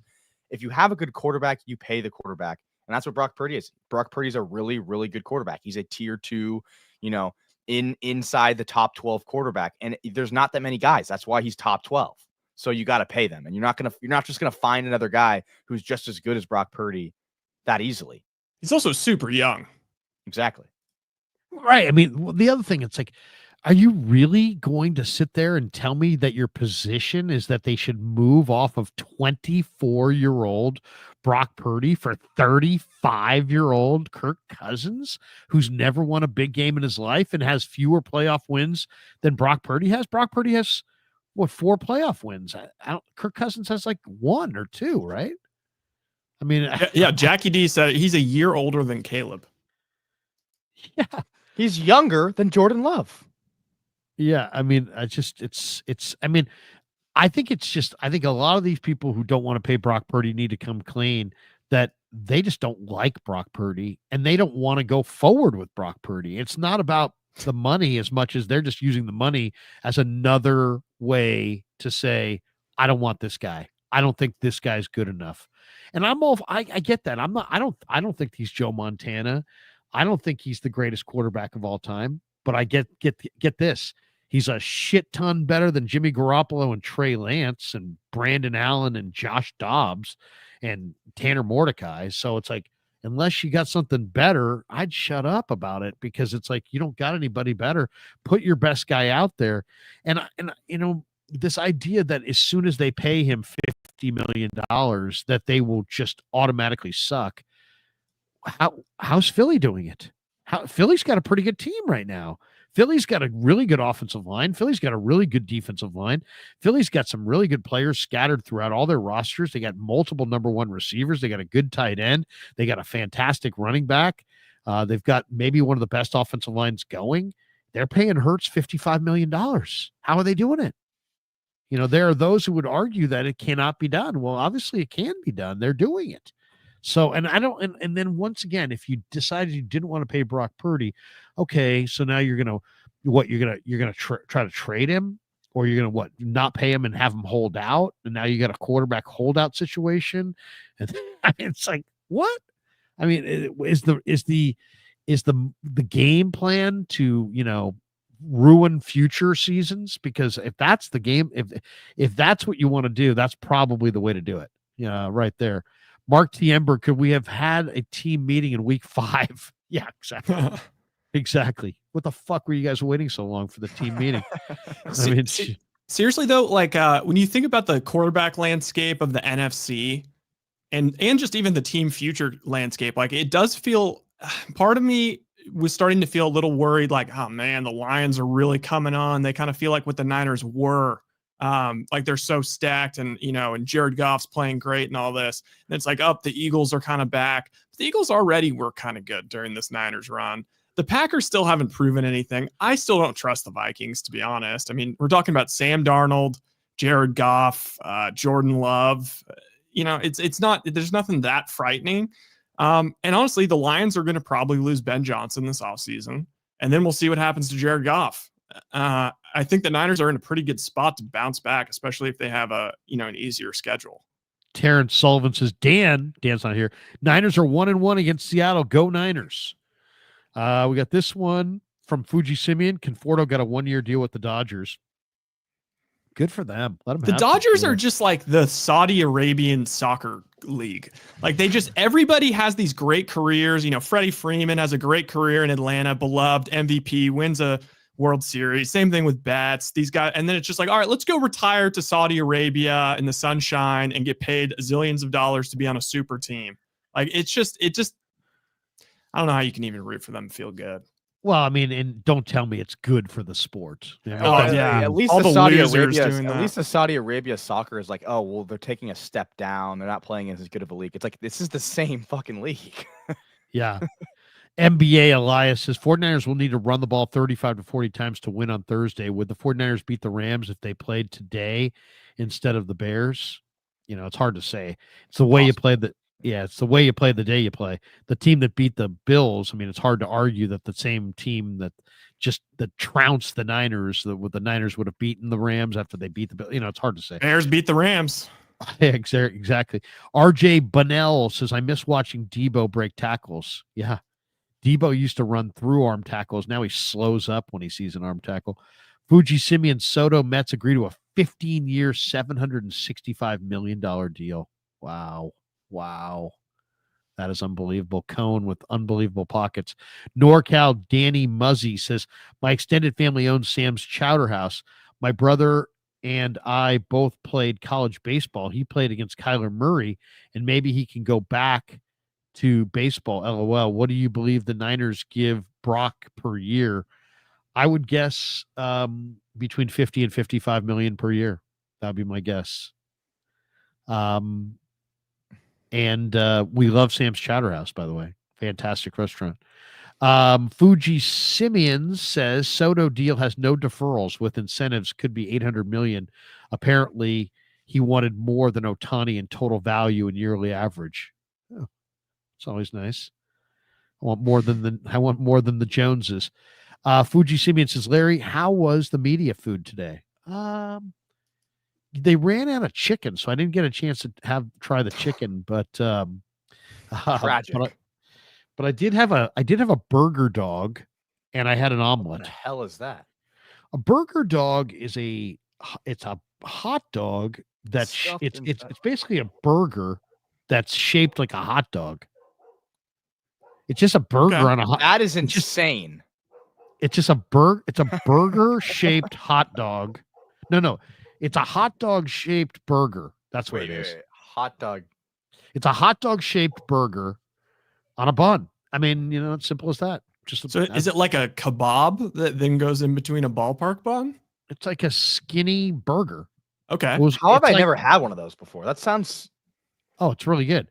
I will say this, anybody who's ever played the Olympic Club knows that they actually sell the burger dog with the condiments and the onions and everything all rolled into up in tinfoil at the turn. So like if you go to the, after 9 holes at playing the Olympic, you can order a burger dog and they're phenomenal. They're absolutely phenomenal. These were not those good, not as good as that. Right but now, they were- Matthew Wright, Niners former kicker that got Legend. injured with us, is just nailing kicks right now for the Chiefs. really. Yeah. Yeah. What's the 3 for score of 3 that there. game? Did the Chargers ever score? 16-14. Oh, nice. So my Chargers to the under is looking pretty good. John Kalua said 50 million would only be 18% of next year's cap. Okay. And there the you cap go. always goes up. The cap goes up. And once again, what's the alternative? Next time you hear somebody sound like a genius for saying, don't pay Brock for this reason, that reason, and that reason, say, hey, genius, who are you starting week 1 at quarterback? And then shut up and let them twist and turn, because guess what? They don't have any answers. If you don't have Brock as your week 1 quarterback, Who do you got? What do you got? Now, I like Zach Wilson. I like Mac Jones. I wouldn't mind a reclamation project quarterback, but As a not over backup. Brock Purdy. But And- not over Brock And Purdy. like I said, let's talk about this under the assumption that it's either you extend Brock Purdy or he's not playing. Because I don't think you can really say to your starting quarterback, no, we're not extending you. Like we're not like it seems like one of those things where it's gonna be like they're either paying him or they're not. Like and Yeah, they're I not mean, it's gonna like- pay him- it's they're like- not gonna pay him next year. It's like it's right now. Like he's either It's gonna, like, yeah, it's an ultimatum. It's like a marriage. Like I'm ready to be engaged to Brock Purdy personally. I'm not getting back out on quarterback Tinder. You know, there's a lot of bots out there. There's a lot of scams. Dude, remember that was like a Kyle thing. Like Kyle falls in love with all these quarterbacks. Like he's Yeah. a quarterback slut. Remember that? That was like a real thing that people would say. Shanahan is quarterback Polly. I think they would say. Tangy. Hey, Tangy. He says, not paying Brock implies a rebuild. No? Yes. I think you're right. 'Cause they would get If- much worse. Yeah, I mean, who's got it worse than us? Nobody. Let's see here. Mr. Tampico says some 49er fans are so unfair to quarterback play. The hardest thing in sports is to find a top 5 NFL quarterback. Think about all the misses. Oh, I know. I mean, it's like, that's the other thing. It's like, let's super critique our good young 24-year-old quarterback to death because maybe he's not going to, we might not be able to continue to do what we've done for the last 30 years. And that's not win a Super Bowl. It's like, so, I mean, it's not like you've won every Super Bowl and he's going to ruin your perfect streak. You haven't won a Super Bowl since 1994. And now you're going to sit there and say that Brock Purdy's the reason that you can't win going forward. Also, it's like, okay, so if you're not going to sign a quarterback, you're going to draft a quarterback.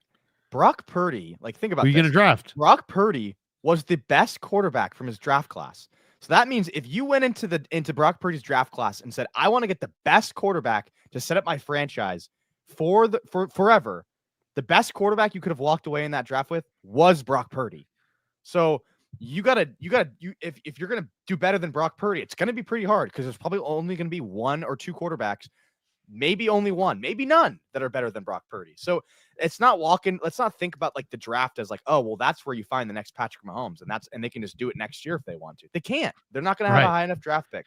And even so, is Shador Sanders gonna change the franchise? Maybe, maybe not. I don't really believe in him. Is are all these other Cam guys? Ward. Is Cam Ward? Is he the next Patrick Mahomes? I mean, Cam Ward's actually pretty good. I like Cam Ward, but no. None of these guys are going to be up to speed in a It's Shanahan it's offense, a ready to bet. play in the It's playoffs. a complete bet. It's a complete bet. And you bet on a quarterback in Brock Purdy's draft class, and you won the lottery because you got the best quarterback of that draft class. Kenny Pickett isn't shit. Malik Willis isn't shit. All these other quarterbacks, I can't even name anyone else. Who else was in that draft class? Like Kellen Mond or something? I don't. Pickett was Pickett in that draft? Yeah, it was Pickett. It was Kenny Pickett. Pickett. It was Malika Willis. Malik Malik Willis. Hendon Hooker. No, Hendon Hooker was the next round. Yeah, I think Hendon Hooker might have been in there. He was in there, wasn't he? Haven't seen the Hook Man. But it wasn't a good class. I mean, in this class, I mean, there's some good day 3 quarterbacks that I'd be interested in. In fact, in my mind, the best plan of attack is to go with Brock, extend him, and then say goodbye to Brandon Allen, say goodbye to Josh Dobbs, and go with rookies because, yeah, most rookies can't play, but guess what? You might be able to find a rookie that can play. You found Brock Purdy. I like 3 day 3 quarterbacks in this next draft. Now, the day 1 quarterbacks are Cam Ward and Shador Sanders. Not a big fan, but I really like Alex Van Dyke, who played at Miami and now is playing for Wisconsin. I really like the Notre Dame quarterback.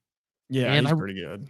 I like him a lot. And then I really like Haynes King, who started A&M, is at Georgia Tech. He runs 4.4. He's 6'4". He's super athletic. All 3 of those guys, Van Dyke, Haynes King, and Riley Leonard for Notre Dame, they're all going to be day 3 quarterbacks. None of them are going on day 1. None of them are going on day 2. They're day 3 guys. So bring back Brock Purdy. Maybe you bring in a veteran if you want, but I wouldn't spend any money at all, and I would go draft a day 3 quarterback that I liked and see if I can turn him into something. We'll see. Where do you think the Penn State kid's going to go? Ala or whatever. Yeah, I mean, I watched him a little bit. Rowler. Yeah, I mean, I would say he's probably a 3rd round pick. He's big, he's pretty strong, but I don't see like super special there. But I've watched tons of him. We got this one from. Wait a second. Yeah, we got this one from Mufasa. He says, "Please get Brandon Allen off this team." Okay, not a big fan. I see. Fuji Simeon says, Otani and his wife were honored at the Lakers game." Just get used to it. It's funny man. because he just never left LA. Like he still is living in LA. Yeah, I mean, it's like, the Dodge. I mean, at this point, it's like the one thing I'm glad that I'm covering the NFL because at least it's like a level playing field. Could you imagine being? I mean, I love Danny and I talk Giants too, but to put that much anything into a fixed card game sport like baseball, where it's stacked in favor of the winning teams and it is on an annual basis. I don't know. There's something about the NFL that's superior to that. I mean, in baseball, the Brewers really can't win, but the Packers can win in football. In the NFL, in baseball, the Royals, they can win, but it's against all odds kind of a thing. And then they're quickly back to being nothing, where the Chiefs can win in the NFL. And to me, that's why the NFL is better than MLB. All right, a couple more here. Vincent Talley says Chris Canty had a pretty annoying take on paying Purdy. Basically, exactly the stereotypical take you guys were saying from most of the media earlier. Yeah, did you ever see that video? Kev, I know saw it. Ryan, did you ever see Chris Canty? Well, this is essentially what it is, and I've heard this phrase used by Nick Wright as well. I think it's interesting. They say that Brock Purdy isn't a force multiplier, essentially saying that like he can't do it all by himself. Well, no, but yeah, essentially. But he's saying that like you have a certain, you're a certain level of team when you have the skill positions, when you have the players you have, and the quarterback can either, boost you, or in this case, they're saying Brock Purdy doesn't boost you. He just plays at the average. He doesn't make you any better than you already are with the skill weapons you have. And I just think that's so like, it's all these takes coming after two of the worst losses the Niners have had in the last 5 years. Just seems like it's like, oh, nice. Like, well, nice I take. mean, okay, so let's just talk about this for just an unbiased second, for just 1 second, since we're talking about this. Who were the 49ers' best offensive weapons last year? Christian McCaffrey and Brandon Ayuk. He doesn't have either of them. He just completed 80% of his passes for 325 yards and 2 touchdowns, handing the ball to a guy who's making his second start at running back since high school. And his first-round pick is a bust until proven otherwise. Debo looks cooked. So he's got 4-7 Jennings and George Kittle and Garendo making his second running back start since high school. And not since high school, ever. Or no, since high school, because he probably started in high school. No, he played receiver in high school. Yeah. That's what I'm saying. Yeah. Ever. Oh, I get you. So I'm just saying, my whole point is just that, Brock Purdy just had a great game today without his best weapons. And yet I watched that whole video from Chris Canty. He talked endlessly about how his weapons carry him, that he's a product of his weapons and that he's really not that great. It's just that he's a product of his weapons. Well, isn't today an example that he's not? I mean, quite literally, everybody is a product of their weapons. Like aside from, you think Sam Darnold? You think Sam sport. Darnold? You think Sam Darnold would be the same thing if he didn't have Justin Jefferson and Jordan Addison? You know what it is? Yeah, there's no chance. I mean, even, I will say to a degree, Josh Allen can be almost like a whole thing unto himself because he's such a freak. But even Patrick Mahomes just has been putting up pedestrian numbers. Even when he had Rashee Rice and like he's got, kind of old kid or old Kelsey, I mean, he's just really not doing anything. If you take AJ Brown at any point, if you take AJ Brown off the Eagles, Jalen Hurts immediately struggles. Immediately. Stafford, you take away Puka Nacua, or you take away Cup, or if you take away both of them, he struggles a ton. Like it literally is every single guy in the league except for, I mean, even Lamar Jackson. I mean, yeah, he won that MVP last year. He also I thought it was a pretty weak MVP personally. And you know what? They're a wagon this year because they added Derrick Henry. And it's like they have Derrick Henry. They have Zay Flowers they added as a first-round pick. Isaiah Likely's a great weapon.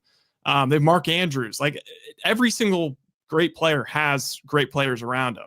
It's like the Eagles' offense is so much better with Saquon Barkley, but no one ever talks about that taking anything away from Jalen Hurts, success. Just because they run the ball better now and they don't need him to throw as much. Is that somehow an indictment on Hurts? I mean, I haven't heard that take once.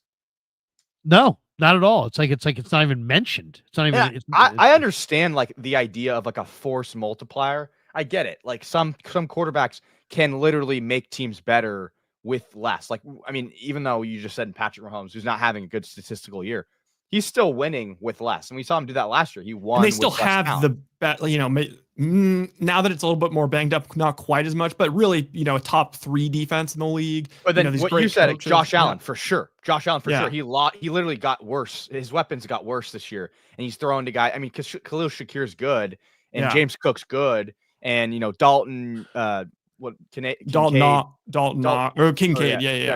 Knox. Yeah. Those guys are good, but they're not amazing. They're just pretty good. And you see Josh Allen literally put the team on his back. And that's why I think he should be the MVP. So I understand having a force multiplier, but it's not the only way to win. It's not the only way you can win the Super Bowl. Yeah. And like guys like Nick Wright all of a sudden has turned into the guy that he's hated the most, which is a quarterback wins guy. Like the guy that he's always been so pissed about is like the quarterback wins guy. And this year, that's what he is. He's quarterback wins guy because Mahomes keeps winning, but his stats aren't good. Ricky Williams says, pig in a pickle. Thank you, Ricky. Jeb says, so get rid of Brock through the draft. Remember the recent quarterback class, Lance, Wilson, etc. People hating on Purdy were just Lance fangirls. Yeah, it's you know what it is more than anything. We can try to act like it's. See, this is the one thing. Never pretend that it's about anything that it's not about. All this talk is not about. It's not about Kyle Shanahan. It's not about Brock Purdy. It's about discontent and blaming the quarterback and the head coach. And because it's because those are the people that resonate the most with the masses. If you say, hey, you could make the most compelling argument of all time that Jake Brendel and Ben Bartch are the reason that the 49ers are losing, and nobody wants to hear it. But if you want to sit there and try to sell a bunch of frustrated Niner fans that Shanahan is the reason for everything that ails them, if they're not that sophisticated, they may lap it up. And if they're looking for blood, they may just, buy into it. And the same thing with Brock Purdy. And it's like, let's just fascinate on Purdy's not good enough. Shanahan's not good enough. Purdy's not good enough. Shanahan's not good enough. In reality, they're both really good. Guess what's not good enough? Sorensen. Guess what's not good? Guess who's not good enough? Campbell. Guess who's not good enough? Jair Brown. Guess who's not good enough? Sam Aquinu, D. Winters, Ricky Pearsall. But you know what? That doesn't move the needle. That doesn't get, 10,000 views on the video. So you got to say Shanahan's lost it, or you got to say Purdy's not the guy. You've got to park your car on the corner of head coach and quarterback. Otherwise, you don't get the same impact.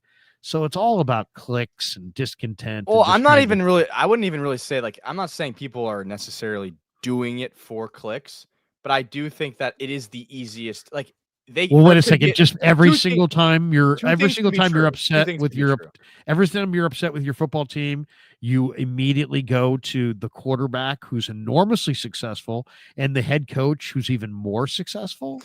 I mean, they are the two most important players on the team. But I agree with you. No, I agree with you. It's an oversimplification of the problem by saying it's Brock Purdy. And it's honestly astounding that we look at Brock Purdy and we say, oh, look at his season. It's mediocre. When in reality, it's like, yeah, he's had some bad games. He's had some amazing games. But the entire team is playing like shit. No shit, Brock Purdy isn't playing as good. Everyone is injured. Of course, Brock Purdy is not going to have as good a stats. And I feel like that never gets mentioned. No one ever mentions the fact that, hey, the offense as a whole, Brock Purdy or not, sucks right now. Not today, but they just sucked. So it's like, yeah, Brock Purdy hasn't played as good. He hasn't played as good as his MVP, like, ultimate efficiency season as he had last year. So I just think it's kind of an oversimplification to look just at Brock and be like, yeah, no, Brock's the problem. It's not the fact that Ayuk got injured in week 4.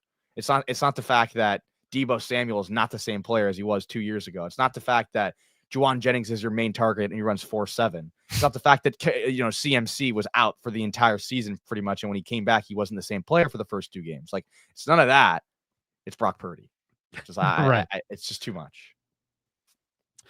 We got this one from Frank, who says Brock is not our problem. Hargrave, CMC, Deebo, Ayuk, dead cap hit to dump them all next year. $60 million in dead cap in 2025 to remove washed up players. So that's what he's saying. Fuji Simeon. Is that Raj? Is Raj in the house? I think he is. What's up, Raj? Raj. What's up, man? We got a dub tonight, man. How we feeling? Hey, Raj, do you know Rye? I don't, but nice to meet What's up, Raj? What's up, man? How we doing? This is the great Rye Smith. You know Kev. You know me. Grant Cohn sighting. Grant Cohn, look at this. Oh, look at the big Grant Cohn. Let's go. Subscribe and like Larry's channel. It's hella good. Look at It this. is. Look at It's the this. What's up, Kevin? What's up? What's up? We'll see you tomorrow. Right. Hey, we streaming tomorrow? Bet your ass. 4, 3. There we go. The man, the myth. Raj, were you here? No, I wasn't. I didn't make you it weren't to the- I was gonna come, but I had some stuff to do. Before the game, after the game. So I watched the game, but I wasn't able to make it out. I had some errands to run. So Now you got Niner hat, Niner sweatshirt. Look at that. Gotta- You can gotta- sharp. Gotta Looking wrap it up. sharp. Wait a second. Let's wait. I've got this one from Fuji Simeon. Salary cap is the ultimate equalizer, Larry, which is why deep pocket teams and MLBPA will never allow a salary cap. There you go. Thank you, Fuji Simeon. So, Raj, what'd you think? I mean, overall, a very, very I guess it was the kind of performance that I kind of go like this. Like, why? Because I was afraid, Raj, that the Niners were going to literally drift away into the off season with just no fire. Just, they've shown so little fire this year. And I heard a little fire in John Lynch's voice this week. I heard a little fire in Kyle Shanahan's voice this week. I heard a little fire talking to some of the players in the locker room this week. A lot of people were asking me, what's the vibe in the room like? I said, you know what? The guys are not losing it's not like it's just like they don't care, but they're not losing. It's not like it's like night and day different from last year when they were a great team that was going to the Super Bowl. It's very similar. And I think it's because it's a professional environment and these guys don't kind of ride the roller coaster. But they needed to show some goddamn fight.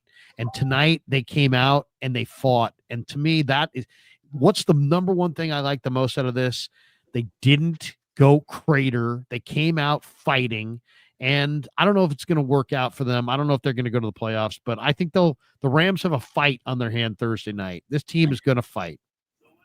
Yeah, no, absolutely. I posted a couple of days ago. I posted the race to the playoffs. Like, there's the path to the playoffs. Like, there's still a chance. And people thought I was absolutely crazy. The season's done. It's over. I said, they still got an outside chance, which they still do. It's still not easy. But I figure they got to be able to win some of these games. And tonight was a game that they needed to win. Like, it was absolutely mandatory, but not just win the game. They needed to win in big-time fashion. Like, because the Bears are just not that good. They're coming off of firing their coach, Larry. Remember I told you last week, I said, this team has more turmoil right now than the Niners. Like, everybody's creating these narratives that the Kyle Shanahan's off the team. The 49ers are going to move off of Brock Purdy. Just all these doomsday theories. But they're still a good team. They still have one of the highest payrolls. They still have some talented players. Yeah, they're banged up, but they should beat the Bears by a lot, and they did. And today was one of those games where it's like I was satisfied. I said, you know what? Bears are not a good team, and the 49ers should trounce them, and they did. Like, this was a performance of a defending NFC championship, and they looked the part today. I think this was a get-right game for sure, snapping a 3-game losing streak. But this could be a turning point game. I know I sound crazy. Thursday night, this NFC West matchup battle is tight. It's down to the wire. You go and beat the Rams on Thursday night, you're 7-7, Larry, and then you get extra days rest. At Thursday night games, I hate them. But the good thing is, if you do win and you escape it, you get an 3 extra days of rest. Yeah, and then they go into town to Miami, and Kyle Shanahan's going to go on Big Brother, Mike McDaniel. And then you're 8-7. Just got to win one more game. This is Niners have a chance, Larry. It's kind of crazy. They have a shot. They have a shot. They have a shot. And what I was most pleased about, though, is they didn't crater. They came out and they fought. Yeah. Purdy played great. Guerrero, I mean, you know what I love? I'll say this. You know, Grant brought it up to Kyle in the post game. He said, Kyle, you seem like this was one of your best games as a play caller in a while. Did you do anything differently? And, you know, Kyle didn't blow it off. He gave him kind of a solid answer. I don't know if we can dig it up anywhere, but he basically just said something along the lines of like, hey, you know, we saw what we could do and we tried some different things. And they did go more with Brock under center. They did go more to the screen game. Brock attacked aggressively downfield. I mean, Raj and Ryan and Kev, the Niners got so few explosives in the last couple games that it was like, you know, you heard people like Baldy going, they're not getting anything done down the field. So they needed to find a way to come up with explosive plays. I thought Brock played great. I thought Kyle called a great game. And more than anything, I love the way that Kyle Shanahan got Isaac Guerrero the ball a lot, but not in areas where he couldn't handle it. He threw it to him. He moved him around. He didn't give the Bears defense a really solid idea of exactly where Guerrero was going to be. I thought his utilization of Guerrero tonight was genius. I haven't seen the game again. Obviously, I'm still sitting here in the press box, but I'm going to go home and watch it tonight. I just like the number of different ways that Kyle got Guerrero in open space. Yeah. No, I loved it too. He gave him that. Well, that he said that first pass on the first drive of the game, that was like a check down. But he gave him that CMC route, that route where it's like a wheel route, like double move, and Purdy just threw it up to him, and he's a high school receiver. He makes the catch, and that was a beautiful play. I also like the play where it's like, what do you want Guerrero to do? Because Guerrero's not a natural running back. You want him to run to green grass. You want him to run to open spaces. Yep. They did this like weird little double move, or not double move. They get like, it was like a fake handoff to Debo. Yeah, that was sweet. And then they handed off to Guerrero, and it's like all this misdirection, and then Guerrero can just see all this green grass in front of him, and then he uses the burners. It's a 30-yard run. So it's like stuff like that from Kyle I thought was really ingenious, because it's like that's what you need, because this guy is not, I mean, this is going to sound like a slight, but it's like using him on inside zone, it's going to be inconsistent. You might get a 9-yard burst, but you're probably going to get 2 or 3 two-yard runs. So it's like they kind of had to be strategic about how they ran the ball in this game, and I thought they did that masterfully. The other thing I think that if I was going to question anything about Shanahan, I think if Kyle were sitting right here, I think I would ask him, Kyle, after watching Guerrero give you chunk yardage plays, he had a 30-yard run. He also had a 27-yard reception. Do you wish that you got him more touches as this season went on? Because this guy, I mean, let's be honest, guys, there aren't too many guys in pro football that have this guy's size and speed. And the fact that it's, December 8th and, we're buying, our Christmas presents and New Year's Eve alcohol already. And it's like, this guy's barely played. I just think they're too damn conservative with the way they kind of bring their players along. This guy wasn't in high school last year. It wasn't like this guy is a true freshman and this is the SEC. This guy played big time college football, and he's as good an athlete as there probably was in the draft. There's very few guys in the league that have this kind of size and this kind of speed. I think they should have whatever. I mean, what's he's had? I think Tim Ryan said it this week. He had 42 touches. Is that it? 42 touches on the year? Yeah. Or is that even less? Maybe even less. What does Guerrero have for touches right now? Sounds kind of high, honestly. Yeah, honestly, that sounds high. Let me see his Might be like stats. snaps. It might be Let's see, like he said this was only his Guerrero- second career like start in general. Like he didn't. He's had- he had, like, well, he's college had and- 50 No, I think it's right because he had 50. He's had 57 carries. Or wait a second. No. Yeah, he's played 13 games.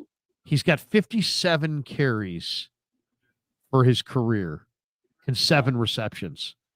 So he had 42 carries coming in and 5 receptions. So he had 47 touches.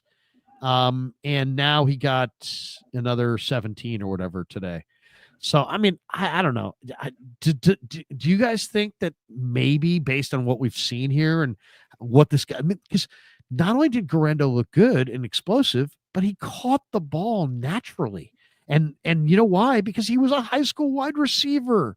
So he catches the ball. I just feel like if there's one thing, it's that they may have underutilized Guerrero. And you know, it's ironic as hell because you got Pearsall, who's a first-round draft choice, and he can't do anything right now. And Guerrero was not a first-round draft choice, and it feels like Guerrero needs like they should have used him more as the season went on. I don't know, maybe I'm nitpicking, but I just feel like I see his game-breaking ability and his natural hands, and I'm like, God, you couldn't have squeezed this guy in there for a few plays because he really does give you big plays. Yeah, I totally agree. I mean, back in the Jimmy G days, like a lot of their explosive plays, if it wasn't, off of play action, a lot of their explosive plays were Mostert or Breida or whoever breaking off, crazy runs. And they just didn't really have that element with Mason. I mean, I think Mason, and compared to how McCaffrey looked, like Mason might be the best like runner in between the tackles on the team this year, but he just doesn't have that. He doesn't have that same breakaway speed. So I would have loved to see. I mean, I keep going back to Bucky Irving, but it's like I like the way these teams go, where it's like, they've got like I would have liked to see Mason going as like the running back, and then you just get when Guerrero's in the game, you just get him the ball in space and just like let him make a play. Also, one concern, I mean, it's already a concern because he's banged up, his foot's banged up. Mm-hmm. It's pretty unlikely that having, whatever this was, his second start ever, that he's going to be able to hold up like as just like the sole running back. I'd be very wary of that. I was wary of that even with Mason. And I think we kind of saw that, he was so good. And then there hit a point after maybe game 4 or 5 where it was like, Mason really hasn't looked the same as he did at the beginning of the year. So I like the idea of mixing it up. I mean, they don't have any, I know people keep wanting Cowing to get run. I mean, I kind of do too, just because, there was that one game where they threw the screen to him and it looked great because at least he's got speed. But they need to manufacture that somehow. I think they need to get Pearsall going early in this next game. What do you think, Raj and Kev? Why is Pearsall? Brock makes it seem like Pearsall, like it's just like it's gonna click. It just hasn't yet. But what do you guys think? I mean, I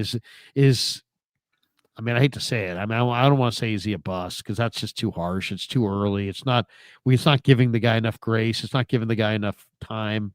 But man, I really was expecting that Pearsall would. I really thought that the advantage of Pearsall was that he was polished and that he could step in and help them right away. And it just hasn't been the case. Kind of McConkey-ish. Yeah. What do you think? I know, I agree. I think we all want to see Pearsall step up, but we love the story. He had a good game against the Bucks. Like he kind of got some momentum, but a couple things there that you guys hit on. Obviously, the rookies with Guerrero. Kyle has to trust the rookies. I think first and foremost, he has to trust you, right? I mean, obviously they drafted a wide receiver. They probably trusted him going into the draft, but also too, he's made a few mistakes. He ran a route, wrong ways a couple times. I know Kyle last week. he mentioned that he was Pearsall was banged up after the Green Bay game, so that might have played into it. But I just think that Pearsall, I love the guy. I think he has talent, but it's a little fragile. He's like me, skinny Raj out there running out there against these big NFL guys. And I think that's one thing that limits him. He needs to bulk up this offseason. He's a little, I don't want to say fragile, but he definitely seems to kind of get pushed around out there. And I think that's something he needs to work on. But I just think also too, he's not the first option. The 49ers are going to look through George Kittle first and foremost, which tonight, finally, they found out and they realized George Kittle can catch the damn ball. You need to get him the ball. And then you have a guy like Jauan Jennings, who's so physical. He's so aggressive. I think Kyle wants that aggressive nature. And, took Jauan Jennings a couple years to kind of get to that point. First year, he had the hamstring injury. Then he only scored 7 touchdowns in his career up till this year. This year, he has 6 touchdowns. He's going crazy. So it takes a little time for guys to kind of catch up in Kyle's system. But yeah, Jauan Jennings is a baller. And you want to see, Ricky Pearsall do that because he was a first-round pick. This is the first-round pick they had in a long time, 3 years. We said this on Tuesday, Larry. I said, get this man the ball. But when they try to, it just seems like he's not on the same page with Brock. So I think there's part of that as well, little chemistry going on. I agree with what you said. Get him involved early. But I also, too, there's so many other things they have to do first. Get the run game going. You got to get Kittle involved. And then by the time you think about Pearsall, it's like a game's getting in the thick of it. He might not have enough, connection with Brock by that point. So I feel like it's just going to take him time to kind of get his footing on this offense. But I want to see him going. I'm happy that Grendo went well. Hopefully the foot's good. But overall, I want to say this was Kyle and the 49ers. This is the best game. They ran a great scheme today. Shout out to Kyle. I think he heard all the nonsense out there, and he really responded. I mean, you asked him the question, and he said, "What? These rumors are silly. This is the place I want to be." So a shout out to this offense. They really stepped up. On No Ricky doubt. real quick. Real quick. I understand. Right now, it's like this is the low point for Ricky in his career. The public perception of Ricky, assuming, unless it gets worse, it's at the lowest point it's going to be. It's for the last 4 games he's gotten 1 catch, and it was for 5 yards. It's not a good look, especially from a first round pick. Now, I still think he's got a great attitude. You heard Kittle say that. He's like, "Hey, man, this guy's got he's got the right attitude. He's just not producing right now." I'm going to keep that in my mind when I'm making a prediction on him. I think he's still going to be a solid wide receiver. I think the problem, or not really the problem, but the issue is that he got drafted and then 3 receivers went after him. So he's always going to be compared to those receivers. And in my mind, he's not going to be as good as those receivers. I think that the Niners, if they want, for the type of player that Ricky Pearsall is, they should have gone for Ladd McConkey. And I know that's hindsight's 2020, but let's think about it. Ricky Pearsall played in the college for 5 years. He played to the best of his ability, and he really only had 1 really good productive year in his last year of college. So it's kind of like the Ronnie Bell situation, even though it's completely different, where it's like Ronnie Bell was the best receiver he possibly could have been when the Niners drafted him. He was a polished receiver. He was as good as he was going to get. And I fear that Ricky may be kind of in that boat where it's like he played for 5 years. He is who he is, and he's just going to be solid. He's not going to be insane. He's not going to be next level. And I think someone like Ladd McConkey had the speed. He has the change of direction. He has the cutting ability that separates you from being a good receiver to being a very productive, next level, number 1 type of player in the NFL. And I worry that Ricky's more of just a utility slot, solid player with the highest potential being an Adam Thielen type. Hey, one last thought before we get out of here. We really have not talked about a guy who had a huge game and is an enormous talent, and that's Yetur Gross-Matos. Yetur Gross-Matos, guys, is a big, talented guy. I mean, he always has had kind of blue chip ability going back to Penn State. He had 3 sacks tonight, 4 tackles, 4 solo tackles, 3 sacks on the quarterback. Him and Floyd combined for 5 sacks. I mean, the Niners so desperately need guys to step up and be heard from. And if Yetur Gross-Matos wants to be that guy, that's fine with me. It'd be nice. It'd be nice. I just immediately I get dubious. They're in a game where they're up, 30-10. The guys are it's free to just tee off. I want to see those guys kind of step up in a more competitive game, to be honest. I mean, How that's much of it was Caleb? You're thinking? You mean yeah. Caleb holding the ball? And it's just the game script. Like, they're not going to run the ball. You're just teeing off at that Chiefs, point. the Chiefs just won on a doink. Yeah, God unbelievable. damn it. The He Chiefs doesn't just win. won. Fucking They set right. up for a game-winning field goal. It doinks. It hits the crossbar, but it goes in. Of course. Doink. Matthew Wright. But what was the final score? Matthew Wright is just ice cold when he's not on the Niners. I'm actually, 19 that's a lie. When he was on the Niners, he made his field goal. He's good. 19-17 Chiefs. What? How did they keep getting away with this? It's disgusting. I covered. I had Thank I had God. Chargers. I had Chargers to the under. On the teaser. Couple last supers here, or one last super. We got this one from Savage. _ AF24. He says, I like Brock Purdy, but do you think we should pay Brock Purdy $60 million and he can't throw in the rain or the snow? How do you guys come to grips with the fact that Brock does have problems gripping the ball, a wet ball, and yet his free agency is upon us, really? And how do you come to grips with that? I mean, He's not Thank God playing in it's California. Cleveland. It's Yeah. California, baby. You playing in Cali? I mean, someone in the comments said prorate him on the rainy games. Maybe you could do that, but I mean, majority of the games you're playing in Cali, so I don't think that you need to worry about that. That But was insane. I don't think $60 million is the move. That's one thing I will say. Don't give him 60 mil, but I'm happy to have Brock as the franchise quarterback. what would you want to pay him? Because, here's the thing. If you said, what is he, what's market value? His agent is Kyle Strongton out of Nashville. I think Kyle's going to look at Jalen Hurts and Tua Tagovailoa and say somewhere between 50 and 55, Brock's got to be there. That's my guess. Yeah, It's probably 50, 55. Yeah. Yeah. We got this one. Jeff says, Larry, what do you think of Walter Nolan?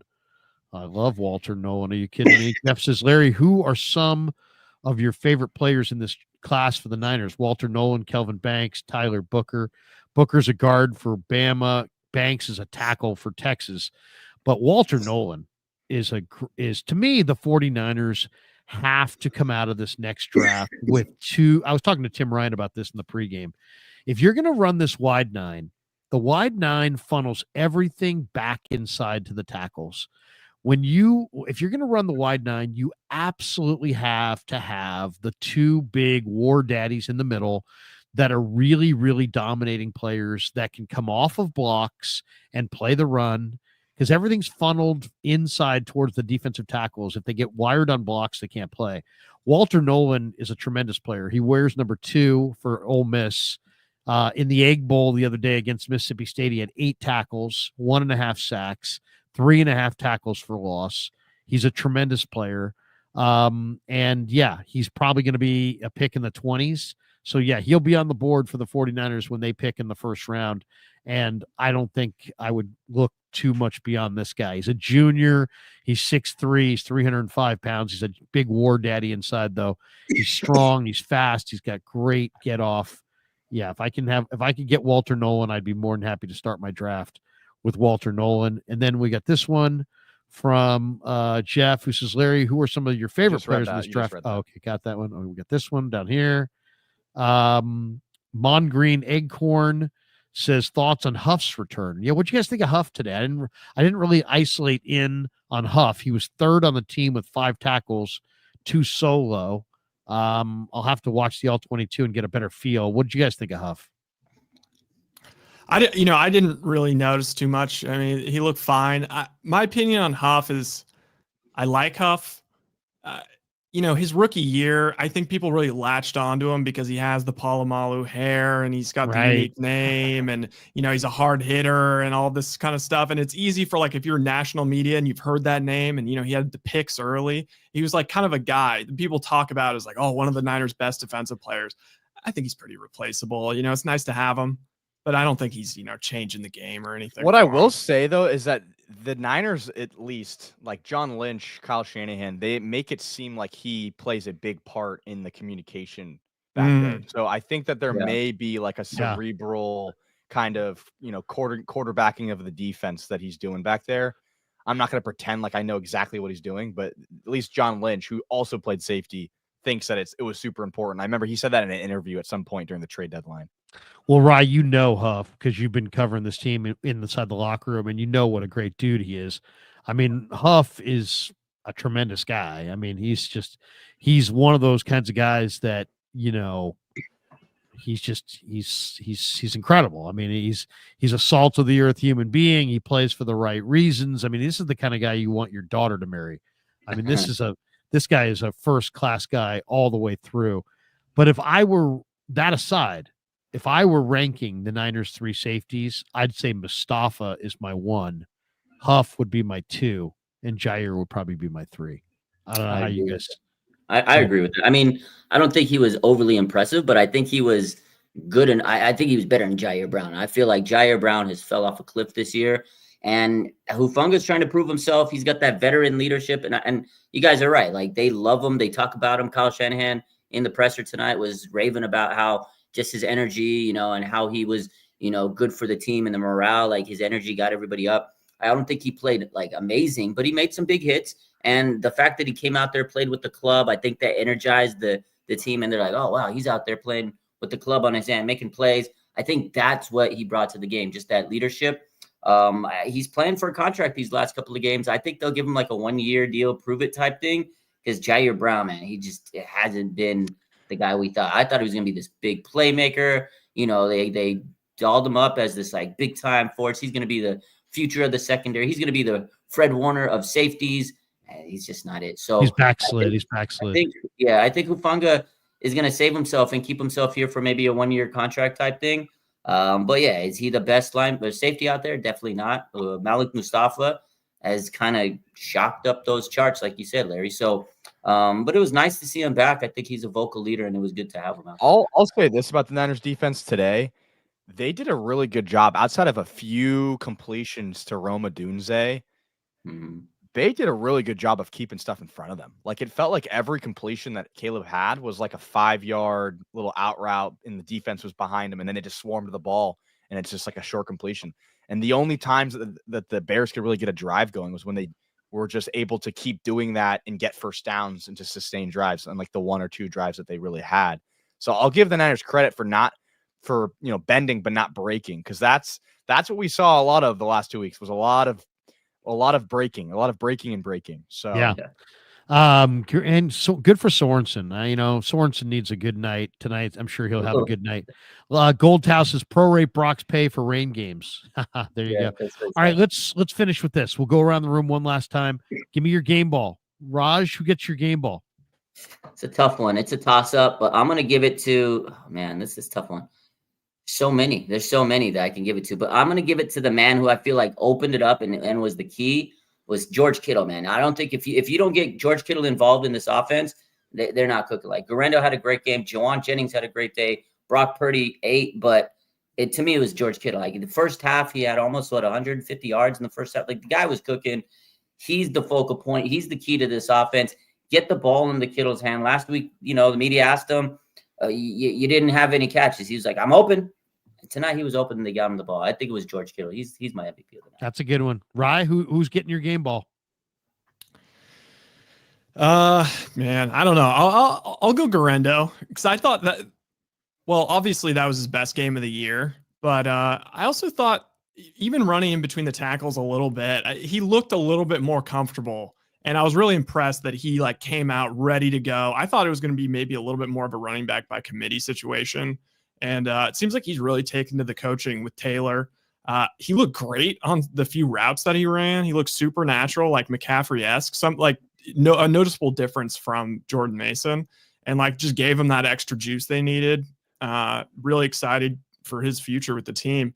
One thing I will say, I'm a little concerned, maybe more long-term, but Jennings is banged up for this Thursday. What was his injury? I don't know. People we saw him limping off to the sideline. I don't know if there was ever an update about that, but he just looked a little banged up. He took a lot of hits.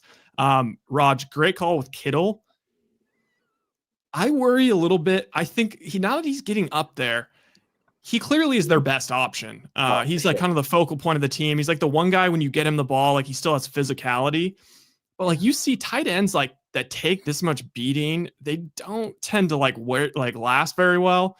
And the Patriots, like when they were winning towards the end there with Gronkowski, like they would do the thing, and you see the Chiefs doing it this year, where like even though Kittle might be the guy that is the most reliable, he's like the Lamborghini that you keep in the garage, and like you only take it out like when you really need it, in like high leverage situations, or like come playoffs down the stretch. I mean, the Niners are already in that right now. But I was just thinking, they need it to like rev up the engine for the end of this year. But I do think like going forward, they can't really ask Kittle to be that guy. I mean, he's clearly playing through stuff, and he's such a warrior. But yeah, it's a little bit of a concern.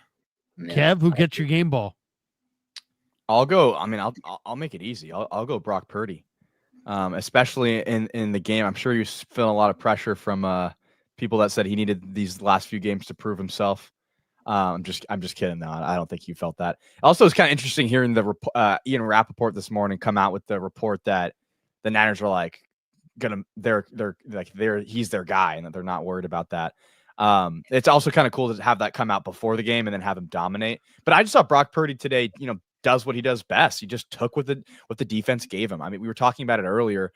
The Bears were running zone coverage like the whole game, and they were just allowing George Kittle to sit in between these zones and just create these huge plays. And this is the stat today: Brock Purdy versus zone coverage, 17 for 22, which is 77.3%, 259 yards, 2 touchdowns, and 10.3% completion percentage over expectation. He was averaging 15.2 yards per completion against zone coverage today. That's ultra efficient, and he had almost a perfect passer rating. Brock Purdy played a great game today, and he did it with without Brandon Ayuk. He did it with a Deebo Samuel who's not really all the way there. He did it with a third string running back in his first game since college playing running back, and he made them look like a elite level offense. So that's the quarterback that I want to pay in the future. So I'll give my game ball to Brock Purdy. I'm gonna give 2 game balls. One, we talked about it. I talked about it this morning in the pregame. Today, in my opinion, was going to be a referendum on two. It was seriously about run the ball, stop the run. You had to run the ball at the Bears. They'd given up a bunch of rush yards. They did that, but you also had to stop the Bears running it. The Bears ran for 5.2 a carry the week prior against Detroit. And if the Bears had success running the ball, they would have had a very good chance to win this game. So I'm going to go with Evan Anderson on the defensive side. He had a fumble recovery. And when you look at what the Bears did offensively in this game, the Bears had 2 yards a carry or something like that. It wasn't very much. I mean, the 49ers absolutely shut down the Bears rushing attack in this game. I think it was right around 2.5 yards a carry. So I'm going to go Evan Anderson inside, the big war daddy inside. He was huge. I mean, he made a number of plays. I really was impressed by him. I mean, he just gets better and better and better. It's amazing. But yeah, DeAndre Swift was held to 2.7 yards per carry. That was huge. So I'm going to go Evan Anderson on D. And on offense, I'm going to go Kyle Shanahan. I thought this was Kyle Shanahan's best game. Yeah. I thought the play calling was really good. You have no CMC. You have no Ayuk. You've got a running back that's making his second start since high school. And you come out and run it 34 times, have offensive balance. Took all, they made all kinds of plays down the field. They had all kinds of explosives. I'd say Kyle Shanahan had his best day, and Evan Anderson had a hell of a day. So I'll go Evan on defense, Kyle on offense. Those guys get my game balls. That's going to do it for us. We are 2 hours and 23 minutes in. We still have almost 2,000 people hanging out. This live stream is sponsored by Better, the official daily fantasy sponsor of the Krug Show. Use Better to make daily fantasy lineups and win real money. So download the app below. Make sure you use the promo code Niners to get your first deposit matched up to $200. Also thanks to Pig and a Pickle, the title sponsor of the Krug Show. Also, check them out in Corte Madera and Emeryville. They're open 7 days a week. Also, thanks to Sharp Corner Sports Cards and Collectibles in Monterey or in Pacific Grove. Thanks to Anthony Catania. He's at 831-521-5264 for all your sports cards and collectible needs. And we should mention that if you want to give someone you love some Krug Show merch, the link is always in the description below. If you're watching this on YouTube but prefer to listen, you can find us on any podcast app, Apple Podcast, Spotify, etc. And if you're listening to this right now on a podcast app, make sure you give us a 5-star rating and a review, and check us out on YouTube. And lastly, if you're looking to buy some 49er merchandise, we have products tagged below that you may be interested in. Buying those items helps support the show, and there's no extra cost for you guys. So thanks to everybody who has supported the channel, and we'll call it right here. Rye, tell people if they want to find you and they want to check you out and what you're doing, where they can catch you. If you just want to see some really average tweets about occasionally the Niners, Warriors, a little St. Mary's basketball, you can follow me on Twitter. But other than that, I don't have anything going on. There you go. And RSF 49ers, Raj, is pretty much one of the great content creators out there. But Raj, what do you do on a Monday other than hang out and say, you know what, how's that shoulder feel? Are you physical therapy only on Mondays, or do you stream on Mondays? Physical therapy takes a day off on Monday. I got content to post tomorrow, baby. It's Victory Monday. Richard Sherman podcast. Yeah, Richard Sherman pod. We cooking tomorrow, man. There's a lot to post. I already got clips waiting for tomorrow, clipping up some content. So Monday is going to be a good day because we won. So there's actually some content to post. Be waiting for some updates. Obviously, the Kyle Shanahan little press conference he's going to have, call into that, hear the updates, get them all out there in the open once that happens. And enjoy my Monday. It's Victory Monday. And we will stream with Raj Tuesday night. Kev, you got a final thought or anything you want to promote or tell people about? Actually, this Tuesday we might not be able to do it. I told Kevin earlier. So I'll let him, all right. Well, we'll work it out. It's because he doesn't want to, Dad. That's why. No, it's not that. I made some plans for Tuesday night. I'm gonna be at the SAP Center. I'll be. Okay. Sharks. There you go. A little shark action. Sharks game. It's. I'm taking my daughter to a concert, so I can't make it. Who's going to the SAP? Billie Eilish. So we're gonna be. Oh shit. Okay. Pretty good. Okay. All right. There you go. Kev, anything else you want to tell people about the channel? We're cooking 50,000, almost 52,000 subs, or maybe just a little over right now. I think you hit it all. I was just going to say, check the audio feed, give it a 5-star if you're listening to that, and a review. That's all. For Raj, for Kev, for Rye, for all of you guys, for Grant, who stopped by briefly, for Danny, who right now is saying, did Juan Soto get too much? Really? Do you think the Giants are interested? For all of them, thanks to all you guys. I'm just joking. Have a great night, everybody. Peace. Appreciate you. Peace. Yeah, never met a man I've been scared of. Careful, you gon' get exactly what you ask.